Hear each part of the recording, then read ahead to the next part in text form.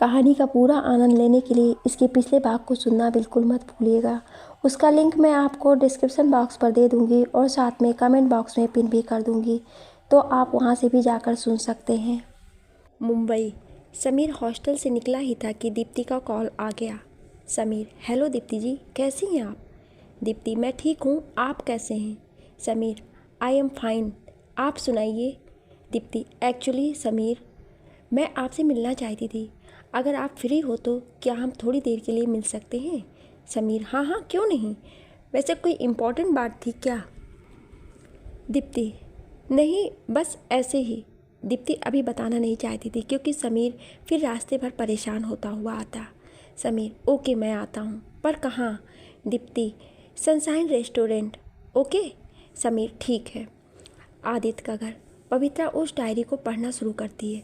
जब से वो स्कूल जाने लगी थी तब से उसके लिखने और पढ़ने की हैबिट में काफ़ी प्रोग्रेस हुई थी, जिससे वो हिंदी की किताब और इंग्लिश के वर्ड्स भी काफ़ी हद तक पढ़ लेती थी। इस डायरी में आदित्य ने अपने आप से जुड़ी काफ़ी बातें इसमें लिखी थी।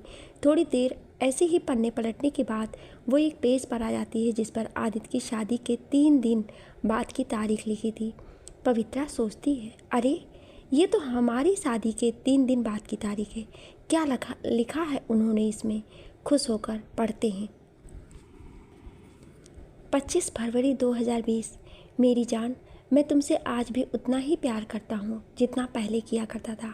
आज भी मेरे दिल में तुम्हारे सिवा किसी के लिए कोई जगह नहीं है, पर मैं बहुत मजबूर हो गया हूँ क्योंकि मेरे हिस्से में एक बहुत बड़ी जिम्मेदारी आ गई है।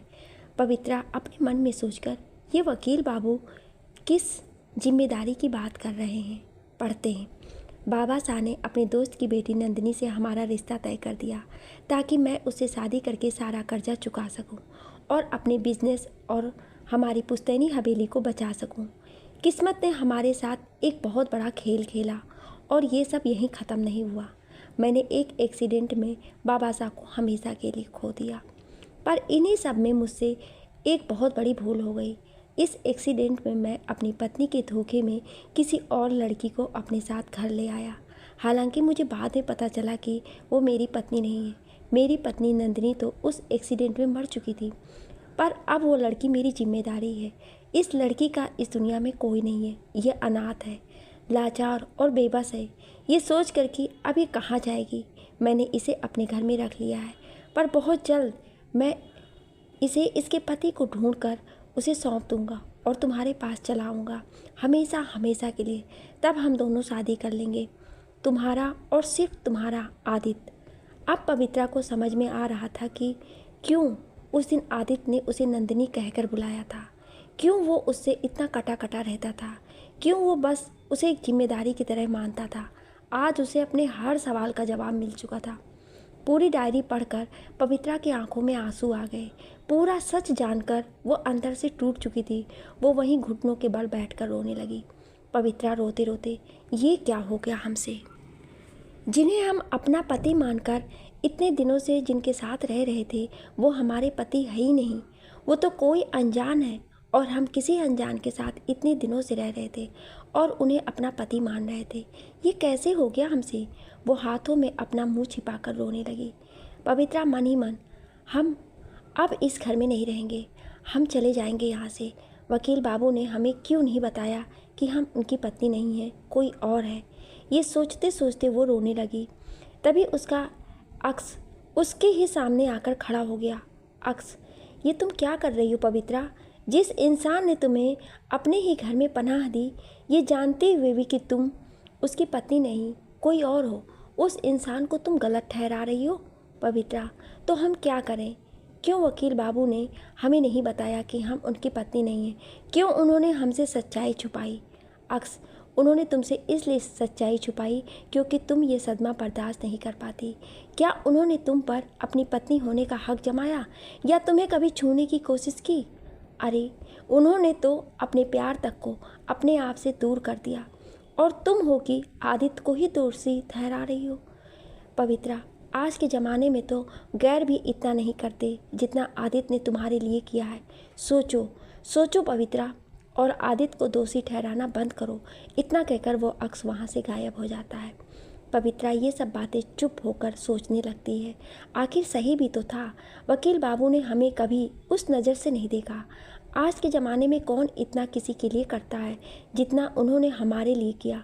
हमें अपने घर में पनाह दी, यहाँ तक कि हमारे लिए दीप्ति जी से भी झूठ बोला कि हम उनकी पत्नी हैं, सिर्फ इसलिए ताकि हम एक मान सम्मान की ज़िंदगी जी सकें। लेकिन हम अब उन्हें ऐसे घुट कर जीने नहीं देंगे। हम उनकी ज़िंदगी से बहुत दूर चले जाएंगे। हमारी वजह से बहुत सहा है उन्होंने, पर अब उन्हें हम हमारी वजह से और नहीं सहने देंगे, नहीं सहने देंगे। और हमें पता है कि हमें क्या करना है। थोड़ी देर बाद डोरबेल बजती है। पवित्रा ये देखकर वहाँ से खड़ी हो जाती है और डायरी को जल्दी से टेबल पर वापस रख देती है। लगता है वकील बाबू आ गए। हम जल्दी से चुपचाप बिस्तर पर वापस लेट जाते हैं। अगर उन्होंने हमें इस तरह देख लिया तो वो इसकी वजह पूछेंगे जो हमारे पास है नहीं। पवित्रा जल्दी से जाकर बिस्तर पर लेट जाती है। तभी आदित्य कमरे में आ जाता है। आदित्य पवित्रा के पास बैठकर, पवित्रा सो गई क्या? मैं तुम्हारे लिए दवाइयाँ ले आया हूँ, पहले तुम कुछ खा लो फिर दवाई ले लेना, ठीक है? पवित्रा जी कुछ सोचकर, पवित्रा आप चिंता मत कीजिए, हम ठीक हैं। आदित्य हाँ बहुत ठीक हो तुम, दिख रहा है। और जब तक तुम ठीक नहीं हो जाती तब तक किसी भी काम को हाथ नहीं लगाओगी, समझी? मैंने काका से कह दिया है कि वो तुम्हारे लिए सूप बना दें। सूप पीकर ये दवाई ले लेना और सो जाना। मैं ज़रा स्टडी रूम में जा रहा हूँ, ओके? पवित्रा जी। आदित्य के जाने के बाद फिर से पवित्रा के आंखों में आंसू आ जाते हैं। वकील बाबू हमें माफ़ कर दीजिए, हमने आपसे छुपाया कि हमें सब सच्चाई का पता चल गया है। क्योंकि अगर हम आपको बता देते हैं कि हमें सच पता है तो जो अब हम करने वाले हैं वो आप हमें करने नहीं देते। यही सब सोचते हुए वो चुपचाप लेट जाती है। दीप्ति एक रेस्टोरेंट में बैठी समीर का इंतज़ार कर रही थी। तभी समीर वहाँ आ जाता है। समीर दीप्ति की तरफ हाथ हिलाकर, हाय कैसी हैं आप? दीप्ति हाय मैं ठीक हूँ, आप कैसे हैं? समीर एक सांस भरकर, एक डॉक्टर की ज़िंदगी कैसी हो सकती है? बस घर से हॉस्पिटल और हॉस्पिटल से घर। दीप्ति हंसते हुए, जी बिल्कुल, ये तो आपने ठीक कहा। डॉक्टर्स की लाइफ सबसे ज़्यादा चैलेंजिंग होती है। समीर वैसे आपने आज यूँ अचानक मिलने बुलाया, कोई इम्पोर्टेंट बात? दीप्ति हड़बड़ाते हुए, हाँ बस ऐसा ही समझ लीजिए। तभी वहाँ वेटर ऑर्डर लेने आ जाता है। Waiter yes ma'am. Deepti Sameer की तरफ देखते हुए, बताइए आप क्या लेंगे? समीर 2 कप कॉफ़ी चलेगा। दीप्ति या श्योर। समीर हाँ तो बताइए दीप्ति जी क्या बात थी जो आपने यूँ अचानक बुलाया? दीप्ति एक्चुअली समीर बात यह है कि आपकी मम्मी ने मेरी दीदी जीजू से मेरा हाथ मांगा है आपके लिए। वो मुझे पसंद करती हैं और अपनी बहू बनाना चाहती हैं। समीर हैरानी से, व्हाट? माँ ने आपके दी और जीजू से ऐसा कहा? पर माँ ने मुझसे तो ऐसा कोई जिक्र नहीं किया। दीप्ति मुझे भी लगा ही था कि शायद उन्होंने आपसे नहीं पूछा, पर जब दी ने मुझसे इस बारे में बात की और मेरी राय जाननी चाहिए तब मुझे लगा कि एक बार आपसे बात करनी चाहिए। समीर ओ माय गॉड, माँ भी ना, उन्हें मेरी शादी की इतनी जल्दी है कि वो कुछ भी कह देती हैं। I am sorry Deepti ji. Deepti it's okay Sameer, वो माँ है और हर माँ यही चाहती है कि उसके बेटे की शादी हो और उसके घर में भी एक प्यारी सी बहू आए। लेकिन प्रॉब्लम ये है कि मैं इस काबिल अभी नहीं हूँ कि उनके घर की बहू बन पाऊँ। समीर उसकी तरफ देखने लगता है। दीप्ति हाँ समीर, इसलिए मैंने आपको यहाँ बुलाया था। एक्चुअली समीर मैं किसी और से प्यार करती हूँ। हालांकि हमारा रिश्ता चल नहीं पाया, उन्होंने अपने पेरेंट्स की वजह से किसी और लड़की से शादी कर ली, लेकिन मैं आज तक उन्हें भूल नहीं पाई हूँ और शायद ना ही कभी भूल पाऊँगी। मैं भी शादी के लिए तैयार नहीं हूँ। आप प्लीज़ आंटी जी को समझाइए ना कि वो मुझे लेकर ऐसे सपने ना देखें जो पूरे नहीं हो सकते। समीर आप चिंता मत कीजिए दीप्ति जी, मैं माँ को समझाऊँगा, ठीक है? Deepti thank you. दोनों थोड़ी देर इधर उधर की बातें करते हुए कॉफ़ी पीते हैं और फिर अपने अपने घरों की तरफ निकल जाते हैं। समीर अपने घर पहुंचता है। दरवाज़ा सुभद्रा जी खोलती हैं तो समीर अंदर आकर सोफे पर बैठ जाता है। सुभद्रा जी अंदर पानी लेने जाती हैं तो समीर उन्हें वहीं अपने पास बैठा लेता है। सुभद्रा जी क्या हुआ समीर, पानी तो लाने दे बेटा। समीर माँ मुझे आपसे कुछ बात करनी थी, प्लीज़ बैठिए ना। सुभद्रा जी क्या हुआ समीर, क्या बात है?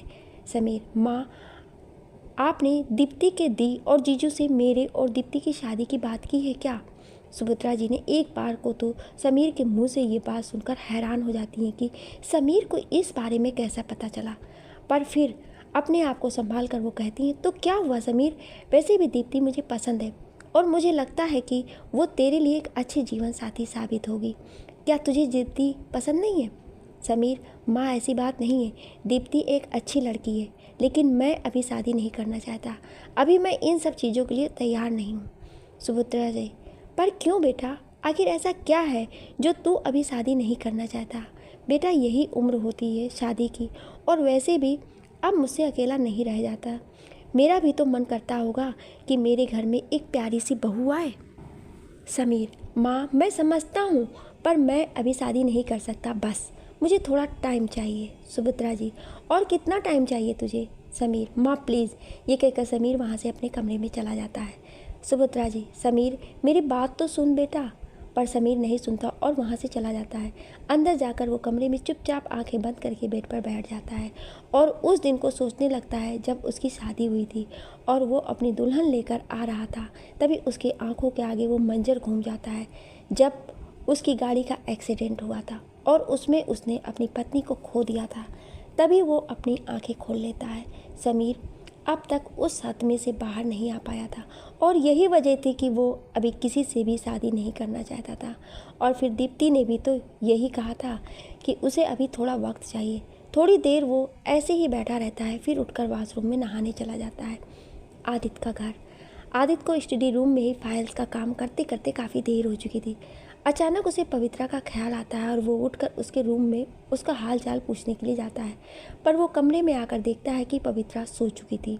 वो उसका माथा छूकर देखता है तो अब उसका बुखार पहले से कम था।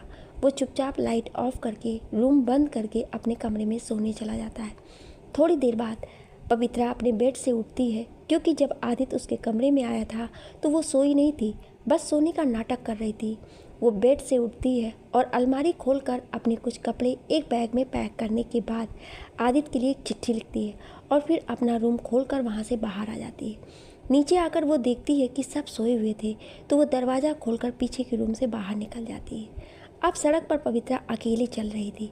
उसे अपनी ज़िंदगी में अब कहाँ जाना है, क्या करना है, नहीं पता था। वो बस एक अनजान राह पर चली जा रही थी। मुंबई शहर। पवित्रा आधी रात में सुनसान सड़क पर अकेली चलती जा रही थी। उसे पता नहीं था उसे जाना कहाँ है, पर फिर भी वो एक अनजानी डगर पर चले जा रही थी। पवित्रा काफ़ी देर चलने के बाद जब थक गई तो उसने सोचा कि बैठकर थोड़ी देर आराम कर ले। वो पास ही जाकर एक चबूतरे पर बैठ गई। वो माथे से अपना पसीना पोंछ रही थी कि तभी कुछ मवाली से लोग वहाँ घूमते हुए आ गए। इतनी रात में एक अकेली लड़की को देखकर वो उसे अजीब नज़रों से घूरते रहे। पवित्रा ने जब देखा कि वो लोग उसी की तरफ देख रहे हैं तो वो थोड़ा आगे चली गई। पवित्रा का मन बहुत घबरा रहा था, उसका कलेजा मुंह को आ गया था। वो जल्दी जल्दी चलते हुए जा रही थी। वो मवाली भी उसी के पीछे पीछे आने लगे। पवित्रा अब जल्दी से भाग एक गली में घुस गई। उन मवालियों ने वहाँ रुक कर देखा भी कि वो चली गई कहीं। थोड़ी देर रुकने के बाद वो लोग सीधे रोड की तरफ ही निकल गए। जब पवित्रा को लगा कि अब वो लोग यहाँ नहीं हैं, तब वो निकल कर बाहर आई। वो अब अपना बैग संभालने हुए चली जा रही थी। पवित्रा मन ही मन प्रभु को सोचते हुए, हे भोलेनाथ हमारी मदद करो। जिस रास्ते पर हम चल पड़े हैं वो रास्ता कठिन है, लेकिन हमें बस आपका साथ चाहिए। हमें कोई राह दिखाओ भोलेनाथ। पवित्रा के आंखों में आंसू आ गए। आसमान में बिजली भी कड़क रही थी और उसके पैर भी अब जवाब दे चुके थे। थोड़ी देर चलने के बाद उसे किसी दिशा से मंदिर की घंटियों की आवाज़ सुनाई दी तो वह उसी दिशा में चल पड़ी। थोड़ा आगे जाकर उसे एक मंदिर दिखाई दिया। ये देखकर उसके चेहरे पर एक संतोष की भावना आ गई। वो मंदिर की सीढ़ियों पर ही आकर बैठ गई। थोड़ी देर बाद मंदिर के पुजारी जी आए और मंदिर का कपाट बंद करने लगे। तभी उन्होंने सीढ़ियों पर बैठी एक लड़की को देखा। वो नीचे उतरकर उसके पास आए। वहाँ पवित्रा ही बैठी थी। पुजारी जी उसके पास आकर, कौन हो तुम बेटी, और यहाँ मंदिर की सीढ़ियों पर क्यों बैठी हो? पवित्रा उनके सामने हाथ जोड़कर, पुजारी जी क्या मैं एक रात यहाँ मंदिर में बिता सकती? वो पुजारी जी बहुत ही भले आदमी थे। हाँ बेटी, परंतु तुम यहाँ क्यों रुकना चाहती हो? तुम्हारा घर कहाँ है? पवित्रा आंखों में आंसू लिए, मैं अनाथ हूँ पुजारी जी, मेरा इस दुनिया में कोई नहीं। मैं यहाँ अपने पति को ढूंढने आई हूँ। वो एक एक्सीडेंट में मुझसे बिछड़ गए हैं। पुजारी जी, ठीक है बेटी, एक रात क्यों, तुम जब तक चाहो यहाँ रह सकती हो। हे भोलेनाथ का मंदिर है, यहाँ सबको शरण मिलती है। मेरी कोई बेटी नहीं है, मैं भी सोचूंगा कि मेरी बेटी कुछ दिनों के लिए रहने आई है। पुजारी जी उसे अपने साथ मंदिर में ले जाते हैं। वे अपने कमरे के दाईं ओर बनी कोठरी खोल देते हैं। पुजारी जी पवित्रा से कहते हैं, बेटी ये कोठरी खाली पड़ी है, तुम इसमें रह सकती हो। पवित्रा उस कोठरी में अपना सामान रख देती है। इतने में पुजारी जी भी जाकर मंदिर के कपाट बंद करने लगते हैं। वह भोलेनाथ के आगे हाथ जोड़कर, हे भोलेनाथ, ये कैसी लीला है तेरी, इस बेचारी बच्ची को तूने इसके पति से ही बिछुड़वा दिया। हे प्रभु, इस बच्ची को उसके पति से मिलवा दो। तू तो अंतर्यामी है, किसी को कष्ट में नहीं देख सकता। बिना पति के एक ब्याहता को दुनिया कैसी नज़र से देखती है, ये मैं जानता हूँ। हे प्रभु, इस बच्ची की पुकार सुन ले। पुजारी जी भी कपाट बंद कर अपनी कोठरी में चले जाते हैं।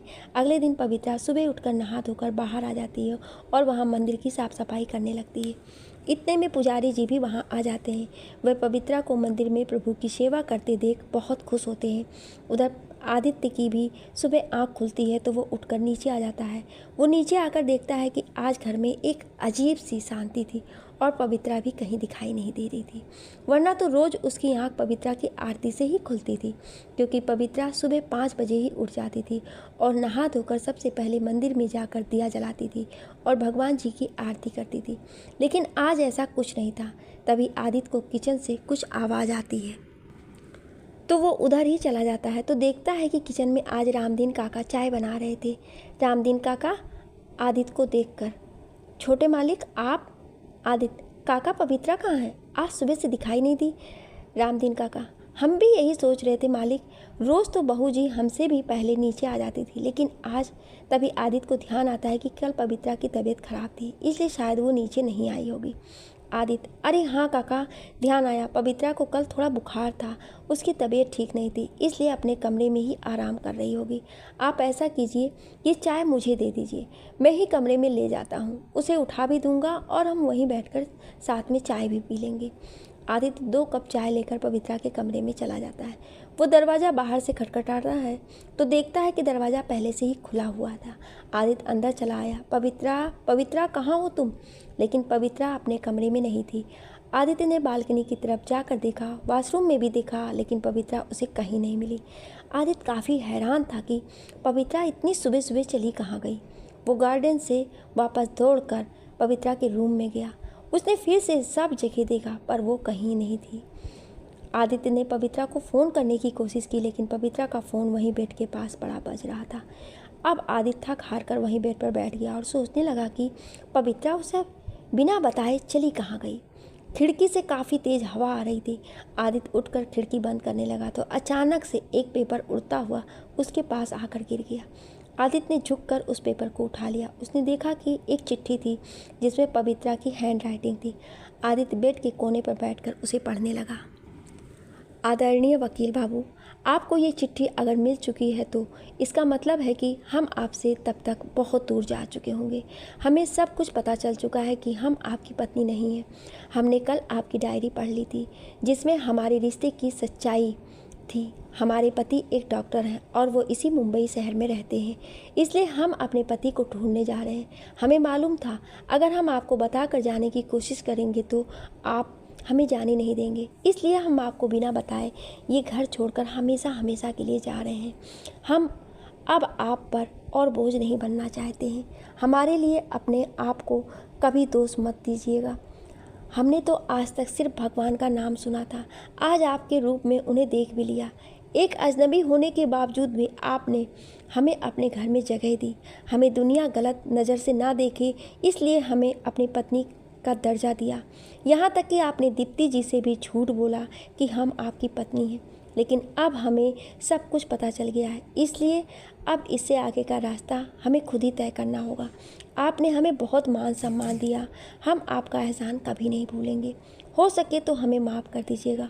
और हाँ, एक और बात, दीप्ति जी को अपनी ज़िंदगी में वापस ले आइए और उन्हें इस बार सारी सच्चाई बता दीजिएगा। वो आपसे बहुत प्यार करती है और हमें मालूम है कि आप भी उनसे बहुत प्यार करते हैं। आप जल्दी ही उनसे शादी कर लीजिएगा और उन्हें अपना बना लीजिएगा। बस एक आखिरी एहसान हम पर कीजिएगा कि हमें ढूंढने की कोशिश मत कीजिएगा, क्योंकि हम अब आपको नहीं मिलेंगे। पवित्रा। आदित्य ये खत पढ़कर धम से ज़मीन पर बैठ जाता है। उसे समझ नहीं आ रहा था कि ये एकदम से क्या हो गया। आदित्य बहुत देर तक ऐसे ही बैठा रहा, फिर वो अचानक से खड़ा हुआ और फार्म हाउस से बाहर निकल गया। बाहर आकर उसने अपनी गाड़ी स्टार्ट की और पवित्रा को ढूंढने निकल गया। सुबह से शाम हो गई थी उसे मुंबई की सड़कों पर घूमते घूमते, लेकिन पवित्रा उसे कहीं नहीं मिली। इधर पवित्रा रोज मंदिर में ही रहती और प्रभु की सेवा करती। पुजारी जी भी उसे भगवान की सेवा करते देखकर खुश होते और महादेव से यही प्रार्थना करते कि उसे उसका पति जल्दी ही मिल जाए। पवित्रा को भी पूरा विश्वास था कि एक ना एक दिन उसे उसके पति जरूर मिल जाएंगे। आज 10 दिन होने को आए थे पवित्रा को आदित्य का घर छोड़े हुए। आदित्य का रोजाना का नियम बन चुका था पवित्रा को ढूंढने का, लेकिन पवित्रा उसे कहीं नहीं मिली थी। उसने सरिता और चाचा जी वीरेन जी को भी सब कुछ बता दिया था कि पवित्रा को सब पता चल गया है और वो उसका घर छोड़कर चली गई है। सरिता और वीरेन जी को भी बहुत दुख हुआ कि पवित्रा इतनी समझदार होकर भी कैसे ऐसी गलती कर बैठी। उन्होंने आदित्य को भी सांत्वना दी कि वो भगवान से प्रार्थना करे कि वो जहाँ भी वो सुरक्षित हो और उसे कोशिश करे ढूंढने की, क्या पता कहीं मिल जाए। आदित्य भी काफ़ी परेशान था कि पवित्रा कैसी होगी, कहाँ होगी, किस हाल में जी रही होगी। एक दिन पवित्रा भोलेनाथ के मंदिर में आरती गा रही थी। उसकी आवाज़ इतनी मीठी थी कि सभी भक्त उसकी आवाज़ में ही मंत्रमुग्ध हो गए थे। पवित्रा जब भी आरती गाती सभी भक्त ऐसे ही मंत्रमुग्ध से हो जाते थे। सुभद्रा जी, समीर की माँ भी रोज़ उस मंदिर में आया करती थी। वो भी पवित्रा की आवाज़ सुनकर मंत्रमुग्ध हो चुकी थी। एक दिन वह पुजारी जी से पूछ ही बैठी, पुजारी जी, कौन है ये बच्ची? बहुत ही प्यारा गाती है, आपकी कोई रिश्तेदार है क्या? पुजारी जी, नहीं नहीं बहन जी, मेरी रिश्तेदार तो नहीं है, लेकिन हाँ अपनी सी ही लगती है। मुझे तो एक दिन मंदिर की सीढ़ियों पर बैठी मिली थी। कहती है कि इसका पति एक एक्सीडेंट में गुम हो गया है, उसे ही ढूंढने आई है बेचारी। काम की तलाश भी है इसे, आखिर पेट भी तो पालना होता है। सुभद्रा जी ये सुनकर बहुत दुखी हुई। जी पुजारी जी, बिल्कुल ठीक कह रहे हैं आप। अकेली औरत का इस समाज में रहना बहुत मुश्किल हो जाता है। मेरी आपसे एक विनती है, क्या आप एक बार मेरी उससे बात करवा सकते हैं? पुजारी जी, हाँ हाँ क्यों नहीं। पुजारी जी पवित्रा को बुलाते हैं और बिटिया जरा सुनना तो, तुमसे कोई मिलने आया है। पवित्रा, कौन है बाबा? पवित्रा पुजारी को इसी नाम से संबोधित करती थी। पुजारी जी, बिटिया ये सुभद्रा जी हैं, यहाँ मंदिर अक्सर आती जाती रहती हैं, तुमसे कुछ बात करना चाहती हैं, एक बार मिल लो। पवित्रा सुभद्रा जी की तरफ देखकर, जी नमस्ते। सुभद्रा जी प्यार से उसके सर पर हाथ फेरकर, नमस्ते बेटा, आओ यहाँ सीढ़ियों पर बैठते हैं। सुभद्रा जी उसके साथ सीढ़ियों पर ही बैठ जाती हैं। सुभद्रा जी, बेटा तुम्हारे बारे में पुजारी जी ने मुझे बताया, बहुत दुख हुआ जानकर, पर क्या करें, होने को कौन टाल सकता है। एक बात कहूँ, अगर बुरा ना मानो तो। पवित्रा, जी माँ जी कहिए ना। सुभद्रा जी मुस्कुराकर, तुम चाहो तो मेरे साथ मेरे घर चल सकती हो। मेरे घर में बस मैं और मेरा बेटा ही रहते हैं, तुम्हें कोई दिक्कत नहीं होगी वहाँ। तुम मेरा काम में हाथ बटा दिया करना, तुम्हें काम भी मिल जाएगा और मुझे किसी का साथ भी मिल जाएगा। पवित्रा सुभद्रा जी की तरफ देखकर, लेकिन मैं इस तरह आपके घर कैसे जा सकती हूँ? सुभद्रा जी, क्यों नहीं जा सकती? तुम काम की तलाश तो कर रही हो ना, तो हमारे यहाँ कर लो। मेरे से अब घर का सारा काम भी नहीं होता। बेटे को बोलती हूँ कि शादी कर ले, वो तो ऐसे शादी के नाम से भागता है जैसे ना जाने मैंने उससे ऐसा क्या कह दिया हो। मेरी भी अब उम्र हो गई है, सारा काम अकेले नहीं हो पाता है मुझसे। तुम आओगी तो मेरा काम भी बढ़ जाएगा। बोलो, चलोगी मेरे साथ? और हो सकता है इस बीच तुम्हारे पति भी तुम्हें मिल जाए। पवित्रा की आंखों में आंसू आ जाते हैं। सुभद्रा जी, नहीं बेटा, ऐसे नहीं रोते, भगवान सब ठीक करेंगे। जाओ अब जल्दी से अपने जो भी कपड़े हैं उन्हें पैक कर लो, मैं इतने में पुजारी जी से बात कर लेती हूँ। पवित्रा सर हिलाकर, जी।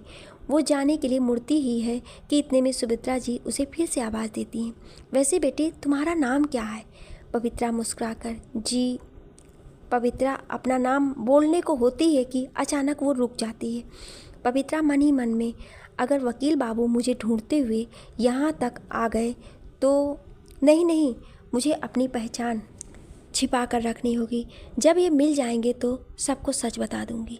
पवित्रा सुभद्रा जी से, जी जानकी जानकी नाम है हमारा। सुभद्रा जी मुस्कुराकर, जानकी बहुत प्यारा नाम है। जानकी जाओ अपना सामान बांध लो। पवित्रा, जी। पवित्रा वहाँ से चली जा। सुभद्रा जी, पुजारी जी, मैं जानकी को अपने साथ ले जाना चाहती हूँ। वो काम की तलाश में है और मैंने उसे काम दे दिया है। आज से वो मेरे घर में काम करेगी, ठीक है? पुजारी जी हाथ जोड़कर, ये तो बहुत ही अच्छी बात है बहन जी। ये बच्ची आपकी छत्रछाया में रहे, इससे अच्छा और क्या होगा। आप जैसी सज्जन महिला पर मुझे पूरा भरोसा है। सुभद्रा जी भी हाथ जोड़कर, जी धन्यवाद।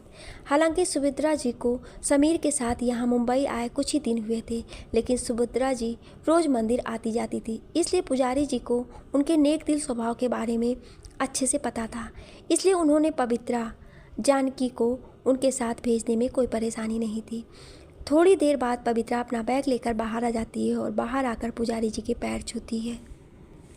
पुजारी जी उसे आशीर्वाद देते हुए, सदा सुहागन रहो बेटी, खुश रहो, जल्दी ही तेरा पति तुझे मिल जाए। और हाँ, मंदिर आती जाती रहना और देखना, मुझे भोलेनाथ पर पूरा भरोसा है कि बहुत जल्द तुम अपने पति के साथ भी इस मंदिर में दर्शन करने आओगी। ये सुनकर पवित्रा की आंखों में पानी आ जाता है। पवित्रा, हम चलते हैं बाबा, अपना ध्यान रखिएगा। पुजारी जी, तुम भी बिटिया। पवित्रा बाहर आकर सुभद्रा जी के साथ गाड़ी में बैठ जाती है। थोड़ी देर बाद गाड़ी घर के बाहर आकर रुकती है। सुभद्रा जी, आओ जानकी, अंदर आओ। पवित्रा सुभद्रा जी के साथ अंदर आ जाती है। सुभद्रा जी अंदर आकर कुर्सी पर बैठ जाती है। पवित्रा नीचे ज़मीन पर बैठने वाली होती है कि सुभद्रा जी उसे अपने पास ही बैठा लेती हैं। सुभद्रा जी, अरे अरे, ये क्या कर रही हो?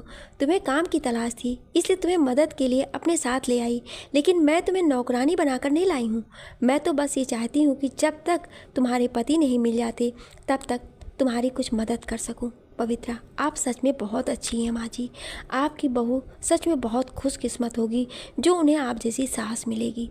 सुभद्रा जी उसकी इस बात पर हंस पड़ती हैं। सास तो जब बनूंगी ना, जब बहू आएगी। मेरा बेटा तो शादी के नाम से ही भाग खड़ा होता है।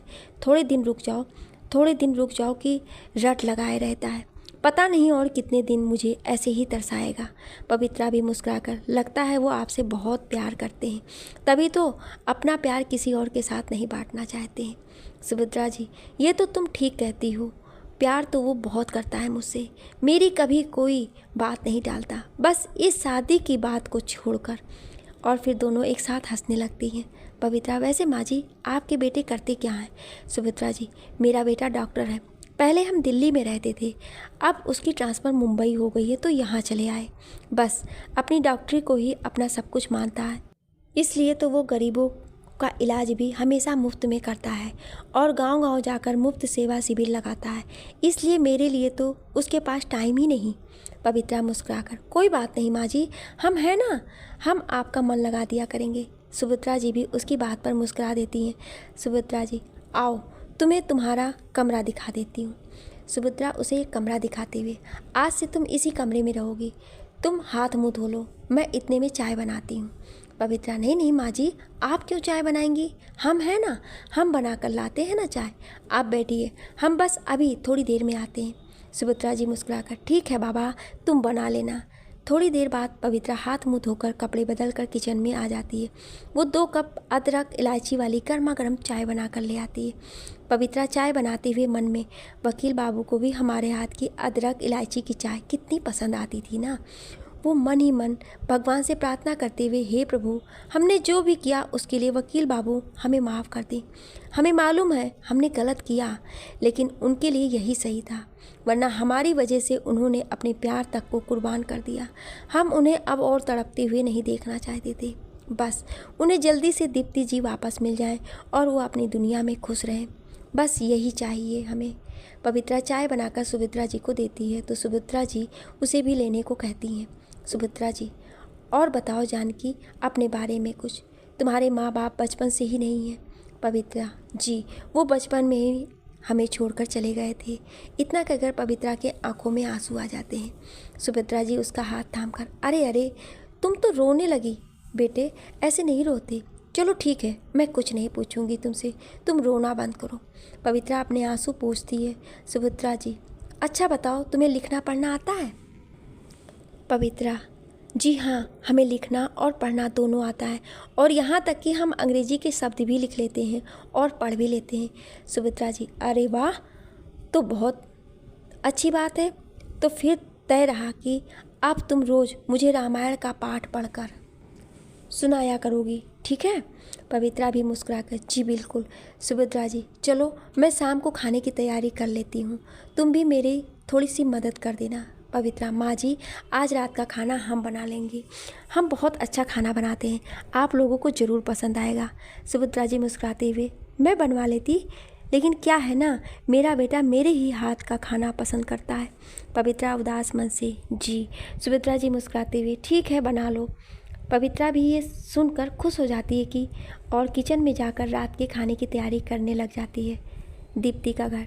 दीप्ति अपने कमरे में बैठी हुई किताब पढ़ रही थी। तभी दरवाजे की घंटी बजती है तो दीप्ति दरवाज़ा खोलने बाहर आ जाती है। इतने में श्रुति भी किचन से निकलकर बाहर आ जाती है। शायद अजीत होंगे। दीप्ति, दी मैं खोलती हूँ दरवाज़ा, आप काम कर लीजिए। दीप्ति जैसे ही दरवाज़ा खोलती है सामने खड़े शख्स को देखकर चौंक जाती है। दीप्ति ने दरवाज़ा खोला तो देखा कि सामने उसके पापा ब्रिजेश जी खड़े थे। दीप्ति और श्रुति दोनों ही उन्हें देखकर खुशी के मारे उनके गले आकर लग गईं। दीप्ति खुश होकर, पापा व्हाट अ प्लेजेंट सरप्राइज़। पापा आपको पता है मुझे आपकी कितनी याद आ रही थी। श्रुति भी, रियली पापा आपने यहाँ आकर हमें बहुत अच्छे वाला सरप्राइज़ दिया है, thank you so much. Brijesh ji भी अपनी दोनों बेटियों को गले लगाकर, भाई हमें अपनी बेटियों की याद आई तो हम चले आए उनसे मिलने, और वैसे भी लखनऊ से मुंबई कौन सा दूर है। तभी अजीत भी उनका लगेज साथ में लिए आ जाता है। अजीत उन सब की तरफ देखकर, दे दिया ना सरप्राइज़, अब लाओ मेरी ट्रीट। श्रुति अजीत की तरफ हैरानी से देखकर, इसका मतलब आपको भी पता था कि पापा आने वाले हैं।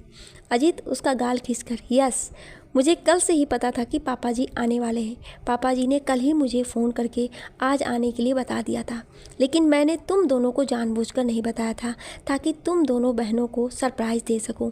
और देखो हो गए ना तुम एकदम से शॉक। सभी हंसने लगते हैं। थोड़ी देर बाद सब डाइनिंग टेबल पर बैठकर डिनर कर रहे थे। दीप्ति खाना खाते हुए, सच पापा आज कितने दिनों बाद पूरी फैमिली एक साथ बैठकर खाना खा रही है, सच में बहुत अच्छा लग रहा है, थैंक यू फॉर कमिंग। श्रुति सच में पापा आपने यहाँ आकर बहुत अच्छा किया, आपसे ढेर सारी बातें करनी है। ब्रिजेश जी, अच्छा ठीक है, फिर पहले डिनर कर लेते हैं, फिर आराम से बैठकर बातें करेंगे। श्रुति और दीप्ति दोनों एक साथ, बिल्कुल पापा। डिनर के बाद सब एक साथ बैठकर बातें कर रहे थे। तभी अजीत श्रुति से, अरे श्रुति भाई आज तो रात भर बातें चलने वाली हैं, ऐसा करो सबके लिए एक एक कप कॉफ़ी बना लो प्लीज़। श्रुति उठते हुए बोली, हाँ बिल्कुल अभी लाई। तभी दीप्ति ने उसे बीच में ही रोक दिया, दी आप बैठिए मैं बना लाती हूँ, और वो कॉफ़ी बनाने चली जाती है। श्रुति और अजीत विजय जी से बात करने लगते हैं। श्रुति अपने पापा से, पापा आपसे कुछ बात करनी थी। विजय जी, हाँ बोलो बेटा क्या बात है। श्रुति अजीत की तरफ देखते हुए कहती है, पापा अजीत के एक बहुत क्लोज़ फ्रेंड है, डॉक्टर समीर नाम है उनका। अभी हाल ही में दीप्ति ने अपने स्ट्रेस की वजह से उनके काउंसलिंग सेशंस भी अटेंड किए, दोनों ही काफ़ी अच्छे फ्रेंड्स भी बन गए हैं। तभी अजीत बोलता है, पापा समीर ने थोड़े दिन पहले सबको डिनर पर इनवाइट किया था, वहाँ पर समीर की मॉम ने समीर के लिए दीप्ति का हाथ मांगा था। पापा मैं समीर को कॉलेज टाइम से जानता हूँ, वो बहुत अच्छा लड़का है, MBBS डॉक्टर है और नेचर का भी बहुत अच्छा है। हमारी दीप्ति बहुत खुश रहेगी समीर के साथ, और फिर रिश्ता आगे से चलकर आया है। सुभद्रा आंटी समीर की माँ भी बहुत अच्छे नेचर की हैं, मुझे लगता है कि हमें ये रिश्ता एक्सेप्ट कर लेना चाहिए।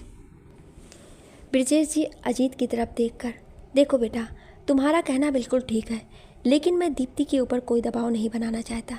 एक तो पहले ही उसके साथ इतना कुछ हो गया, और अब ऐसे में मैं उसके ऊपर दबाव बनाऊंगा तो हमसे और दूर हो जाएगी। मुझे लगता है कि हमें अभी उसे थोड़ा समय देना चाहिए। अजीत, पापा हम कब कह रहे हैं कि हमें दीप्ति को टाइम नहीं देना चाहिए, बल्कि मैं ये कहना चाहता हूँ कि आप भी एक बार समीर और उसकी मम्मी से मिल लीजिए। अगर आपको अच्छा लगता है तो बस उन दोनों की सगाई तय कर देंगे। इसी बहाने उन दोनों को कुछ दिन एक दूसरे को अच्छे से जानने का मौका भी मिल जाएगा। ब्रिजेश जी कुछ सोचकर, ठीक है ऐसा करते हैं, परसों रविवार है तो जब हम समीर से और उसकी मम्मी से मिल लेते हैं, ठीक है ना। अजीत मुस्कुराकर, ठीक है पापा, मैं कल ही सुभद्रा आंटी को फ़ोन पर बता दूंगा कि आप उनसे मिलना चाहते हैं। थोड़ी देर बाद दीप्ति भी काफ़ी बनाकर ले आती है और सभी बैठकर काफ़ी पीते हुए बातें करने लगते हैं। इधर पवित्रा किचन में खाना बना रही थी और साथ ही साथ गर्मा गर्म रोटियां सेक कर सुभद्रा जी को परोस रही थी। सुभद्रा जी, बस बस, अब मुझसे और नहीं खाया जाएगा। आज तो सच में बहुत खा लिया। सच जानकी बहुत अच्छा खाना बनाती हो। मुझे तो लगा था सिर्फ मैं ही अच्छा बनाती हूँ, लेकिन तुम तो मुझसे भी अच्छा खाना बनाती हो। सच जादू है तुम्हारे हाथों में। अपनी तारीफ सुनकर पवित्रा भी खुश हो जाती है। तभी दरवाजे की डोरबेल बजती है। सुभद्रा जी दरवाजे की ओर देखकर, शायद समीर होगा, मैं खोलती हूँ। तभी पवित्रा उन्हें रोककर, रुकिए माँ जी, आप बैठकर खाना खाइए, हम खोल देते हैं दरवाज़ा। पवित्रा बाहर जाकर दरवाज़ा खोल देती है। दरवाज़ा खोलते ही समीर अपने सामने खड़ी हुई किसी अनजान लड़की को देखकर वह हैरान हो जाता है। सामने खड़ी पवित्रा भी अपनी आंखें झुका लेती है। पवित्रा को देख समीर के दिल की धड़कनें अचानक से अपने आप ही तेज़ी से धड़कने लगती है। पवित्रा का वो मनमोहक सा चेहरा, उसकी सादगी किसी को भी लुभाने के लिए काफ़ी थी। पवित्रा एक तरफ हो जाती है तो समीर अंदर आ जाता है। अंदर आकर समीर अपनी माँ के पास ही बैठ जाता है। सुभद्रा जी, आ गए बेटा? समीर भी उनके कंधे पर सर रखकर बैठ जाता है। हाँ माँ, आज हॉस्पिटल में पेशेंट्स थोड़ा ज़्यादा थे, इसलिए थोड़ी देर हो गई। सुभद्रा जी उसके बालों में हाथ फेरते हुए कहती हैं, तुझे किस दिन देर नहीं होती, मुझे तो अब आदत हो गई है इन सब की। चल अब तू जल्दी से हाथ मुंह धो ले, मैं खाना लगाती हूँ। समीर उठते हुए, ओके माँ, मैं अभी फ्रेश होकर आता हूँ। समीर फ्रेश होकर कपड़े बदलकर डाइनिंग टेबल पर आकर बैठ जाता है। इतने में सुभद्रा जी भी उसके साथ वाली चेयर पर आकर बैठ जाती है। पवित्रा बाहर आकर समीर को खाना परोसती है और वापस किचन में चली जाती है। इतनी देर में समीर उसकी हल्की सी निगाह से देखता है और वापस अपना खाना खाने लगता है। सुभद्रा जी उसके पास ही बैठकर उसे मुस्कुराते हुए देखने लगती है। आज खाना कैसा बना है समीर? समीर अपनी माँ की तरफ मुस्कुराते हुए देखता है। माँ, मुझे लगता है कि आपको रोज़ अपने खाने की तारीफ़ सुनने की आदत हो गई। चलो ठीक है, कर देता हूँ तारीफ़, खाना बहुत अच्छा बना है, हमेशा की तरह। सुभद्रा जी हंसने लगती हैं। खा गए ना चक्कर तू भी? ये खाना मैंने नहीं बनाया, जानकी ने बनाया है। समीर किचन की तरफ इशारा करते हुए, ये लड़की जो अंदर किचन में काम कर रही है? सुभद्रा जी, हाँ, बेचारी का इस दुनिया में कोई नहीं है। ये मुझे मंदिर में मिली, पुजारी जी के पास ही रह रही थी। कुछ दिनों से अपने पति को ढूंढने आई है यहाँ। बेचारी अपने पति से एक एक्सीडेंट में बिछड़ गई, इसलिए मैं इसे यहाँ अपने साथ ले आई। घर का काम भी संभाल लेगी, मेरी मदद भी हो जाएगी। वैसे भी अब मुझसे ज़्यादा काम नहीं हो पाता। ठीक किया ना मैंने? समीर अपना हाथ अपनी माँ के हाथ पर रखकर, माँ, आप कभी कोई गलत काम कर ही नहीं सकती, आपने जो किया ठीक किया। सुभद्रा जी भी मुस्कुरा देती हैं। रात को समीर अपने रूम में खड़ा खिड़की में से आसमान को निहार रहा था। तभी उसे बाहर किसी की पायल की आवाज़ सुनाई देती है। वो आवाज़ सुनकर बाहर आता है तो पता चलता है कि पवित्रा किचन का दरवाज़ा बंद करके अपने कमरे में जा रही थी। उसे देखकर समीर को अपनी माँ की याद आ जाती है कि एक एक्सीडेंट में इस लड़की का पति उससे बिछड़ गया था। समीर को भी इस बात से पिछले साल अपने साथ हुए उस एक्सीडेंट की याद आ जाती है। समीर मन में सोचते हुए, इसका भी एक्सीडेंट में पति बिछड़ गया, कहीं ये मेरी पत्नी? समीर अपना सर झटक कर, नहीं नहीं, ये मेरी पत्नी कैसे हो सकती है? मैंने तो उसका अंतिम संस्कार अपने हाथों से किया था, और फिर इसका नाम तो जानकी है, पवित्रा नहीं। समीर एक सांस भरकर वापस अपने बेड पर आकर लेट जाता है और थोड़ी देर में उसे नींद आ जाती है। अगले दिन अजीत ऑफिस से ही सुभद्रा जी को फ़ोन कर देता है कि उसके ससुर यानी दीप्ति के पापा कल रविवार को उनसे और समीर से मिलने आ रहे हैं। उधर आदित्य अपने घर में बने ऑफिस में बैठा हुआ था। वो वहाँ का सारा सामान पैक कर रहा था, क्योंकि अब वो ये शहर हमेशा के लिए छोड़कर जा रहा था। उसे अब लगने लगा था कि उसकी ज़िंदगी में शायद अब कुछ भी ठीक नहीं होने वाला। उसने पवित्रा और दीप्ति दोनों का ही दिल दुखाया था, इसलिए वो मुंबई छोड़कर हमेशा हमेशा के लिए जयपुर जा रहा था। इसलिए जाने से पहले वो एक बार दीप्ति से मिलकर उसे सब कुछ बता देना चाहता था, ताकि दीप्ति के मन में उसके लिए नफरत थोड़ी कम हो सके। आदित्य अपने कमरे में बैठा यही सोच रहा था कि वो कल जाने से पहले दीप्ति को सब बता देगा और अगली फ्लाइट से हमेशा हमेशा के लिए जयपुर चला जाएगा।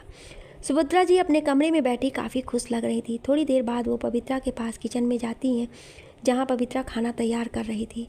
सुभद्रा जी उसे देखकर मुस्कुरा देती हैं। अरे बाबा, तुम आज भी खुद ही सब कुछ करने लगी?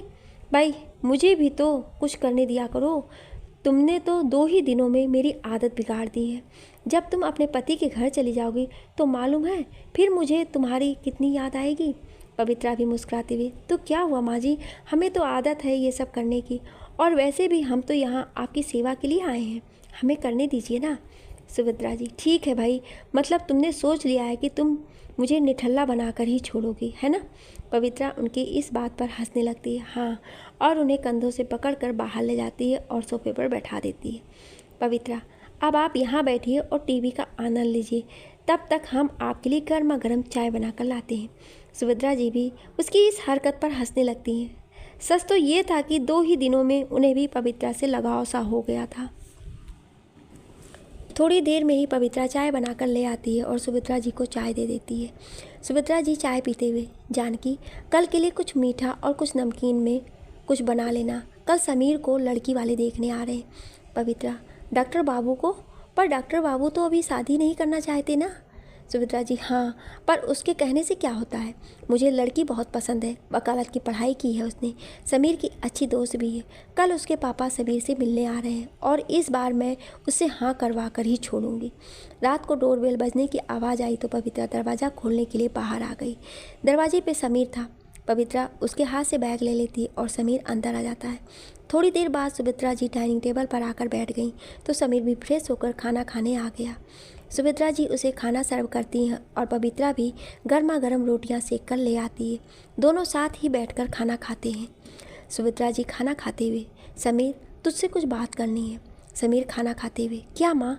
सुभद्रा जी, पहले खाना तो खा ले, फिर आराम से बैठकर बातें करते हैं। खाना खाने के बाद समीर सोफे पर आकर बैठ जाता है तो सुभद्रा जी भी उसके पास आकर बैठ जाती हैं। समीर, बोलो ना माँ, क्या बात है? कुछ बात करनी थी आपको मुझसे। सुभद्रा जी, बेटा, वो बात ऐसी है कि कल दीप्ति के पिताजी तुझसे मिलने आ रहे हैं। समीर हैरान होकर, मुझसे? पर क्यों? सुभद्रा जी, तेरी और दीप्ति की शादी की बात करने। समीर हैरान होकर, पर क्यों? सुभद्रा जी, बेटा, जब थोड़े दिन पहले मैंने दीप्ति और उसकी दीदी और जीजू को खाने पर बुलाया था, तब मैंने श्रुति से तेरे और दीप्ति के लिए शादी की बात की थी, और श्रुति और अजीत को भी ये रिश्ता बहुत पसंद है। श्रुति और अजीत ने विजय जी से भी बात कर ली है और इसीलिए वो भी तुझसे मिलना चाहते हैं। समीर खड़ा होकर, माँ, मुझे ये सब बात पता है, आपको मना तो किया था ना कि मैं और दीप्ति अभी शादी नहीं करना चाहते हैं, फिर आप क्यों जिद कर रही हो? सुभद्रा जी, मैं जिद कर रही हूँ? बेटा, यही सही वक्त है शादी का, फिर कब करेगा तू शादी? अजीत को तू पहले से ही जानता है, दीप्ति भी तेरी अच्छी दोस्त बन गई है, फिर प्रॉब्लम क्या है आखिर? समीर सुभद्रा जी का हाथ थाम कर, माँ, दीप्ति जी सिर्फ मेरी अच्छी दोस्त हैं, लेकिन मैंने कभी उसे उस नज़र से नहीं देखा, इसलिए प्लीज़ माँ, आप उन्हें मना कर दो। सुभद्रा जी, पर आखिर बात क्या है? क्यों तू शादी नहीं करना चाहता? अगर तुझे कोई और पसंद है तो तू मुझे बता सकता है, मैं तेरी शादी उससे करा दूंगी। समीर परेशान होकर, माँ, ऐसा कुछ नहीं है, मुझे कोई पसंद नहीं है। सुभद्रा जी उसके कंधे पर हाथ रखकर, तो फिर बात क्या है? बाहर आवाज़ सुनकर पवित्रा भी किचन के बाहर आकर खड़ी हो जाती है। समीर थोड़ी देर शांत हो जाता है, फिर एक सांस भरकर वो सुभद्रा जी की तरफ देखकर कहता है, माँ, मैंने आपसे एक बात छुपाई है। सुभद्रा जी हैरानी से, क्या बात छुपाई है? पर कौन सी बात? देख समीर, मेरा दिल बैठा जा रहा है, बताना क्या बात है? समीर उनकी तरफ देखकर, माँ, मेरी 1 साल पहले शादी हो चुकी है। सुभद्रा चौंक कर, क्या? तेरी शादी? समीर, ये कैसा मजाक है? तुझे शादी नहीं करनी तो तू अब ये सब कहानियाँ सुना रहा है? समीर, नहीं माँ, मैं मजाक नहीं कर रहा। तुझे याद है पिछले साल मैं धनकपुर गया था मुफ्त सेवा शिविर में, पर इस बार चौंकने की बारी पवित्रा की थी। वो अपने मन में धनकपुर? सुभद्रा जी, हाँ, पर इन सब बातों का कैंप से क्या लेना देना? समीर, माँ, हम सभी धनकपुर पहुंचकर वहाँ के प्रधान जी के यहाँ रुके थे और फिर उसने धनकपुर में जो कुछ हुआ वो सब सुभद्रा जी को बता दिया। समीर, जब मैं वहाँ से अपनी पत्नी पवित्रा को लेकर वापस आ रहा था, तब रास्ते में सामने से आती बस से हमारा एक्सीडेंट हो गया। हमारी गाड़ी और उस बस के बहुत सारे लोग मारे गए। किस्मत से मैं बच गया, लेकिन जब मुझे होश आया तो देखा कि वहाँ सब लोग बहुत बुरी हालत में थे। जब मैंने उठकर अपनी पत्नी को ढूंढा तो वहाँ थोड़ी देर पर दुल्हन के जोड़े में मैंने अपनी पत्नी को पाया। मैंने उसकी सांसें चेक की, लेकिन वो मुझे हमेशा के लिए छोड़कर जा चुकी थी। मैंने वहीं उसका अंतिम संस्कार किया और वापस आ गया। तब से माँ, मैं अब तक उस हादसे को भुला नहीं पाया हूँ। ये सब कहते कहते समीर की आंखों में आंसू आ गए। सुभद्रा जी भी उसकी कहानी सुनकर बहुत दुखी हुई। समीर अपने आंसू पोंछकर, माँ, मैं थोड़ा सा वक्त चाहता हूँ, प्लीज़ मुझे समझने की कोशिश करो। उधर पवित्रा किचन में खड़ी फूट फूट कर रोए जा रही थी। वो अपने मन में, हे भगवान, ये कैसी नियति है हमारी, जिन्हें अपना पति समझकर जिनके घर में रह रहे थे वो हमारे पति नहीं थे, और जब हमारे पति आज हमारी आंखों के सामने हैं तो उन्हें कैसे बताएं कि उनकी पत्नी मरी नहीं है, जिंदा है। उन्होंने अपनी पत्नी के धोखे में किसी और का अंतिम संस्कार कर दिया। और वो आंखों में आंसू भरे बाहर खड़े समीर को देखने लगी। सुभद्रा जी समीर के कंधे पर हाथ रखकर, देख बेटा, जिंदगी में आगे तो बढ़ना ही पड़ता है। जो होना था वो हो गया, होने को तो कोई टाल नहीं सकता, लेकिन ज़िंदगी यही कहती है कि हमें आगे बढ़ना चाहिए, क्योंकि पीछे मुड़कर देखने से हमें सिर्फ निराशा ही हाथ लगती है। समीर अपनी माँ का हाथ थाम कर, माँ, मैं बस तुझसे इतना कहना चाहता हूँ कि मैंने अपने हाथ से मुखाग्नि दी थी, इसलिए मैं अभी 1 साल तक शादी नहीं कर सकता, और 1 साल बीतने में सिर्फ 2 ही महीने तो बाकी हैं। तब तक के लिए रुक जाओ, इतने में मैं अपने आप को संभालने की पूरी कोशिश करूँगा। सुभद्रा जी ठीक है, लेकिन तू कल दीप्ति के पिताजी से एक बार मिल ले। मैं उन्हें अब मना नहीं कर सकती। अगर रिश्ता हो जाता है तो हम बस शगुन दे देंगे, शादी 1 साल पूरा होने के बाद कर लेंगे। समीर ठीक है माँ, जैसी आपकी मर्जी। इतना कहकर वो अपने कमरे में चला जाता है। थोड़ी देर बाद सुभद्रा जी अपने कमरे में सोने चली जाती हैं। इधर पवित्रा किचन में बैठकर फूट फूट कर रोए जा रही थी और अपनी किस्मत को कोस रही थी कि उसका पति मिला भी तो इतनी देर से कि अब उनका रिश्ता कहीं और होने जा रहा है। लेकिन तभी वो अपने आंसू पोंछती है और अपने आप से कहती है, नहीं, हम डॉक्टर बाबू को सब कुछ सच सच बता देंगे कि हम ही उनकी पवित्रा हैं। वो हमारा यकीन जरूर करेंगे। पवित्रा अपने मन में सोचते हुए समीर के कमरे की ओर जाने लगती है। पवित्रा सीढ़ियों की ओर बढ़े चली जा रही थी, तभी वो एकदम से ठिठक गई। उसे पीछे से किसी ने आवाज़ दी। पवित्रा ने पीछे मुड़कर देखा तो उसके सामने उसका ही अक्स खड़ा था। पवित्रा हैरानी से, तुम? अक्स, हाँ मैं। पवित्रा रोते हुए, तुम यहाँ क्यों आई हो?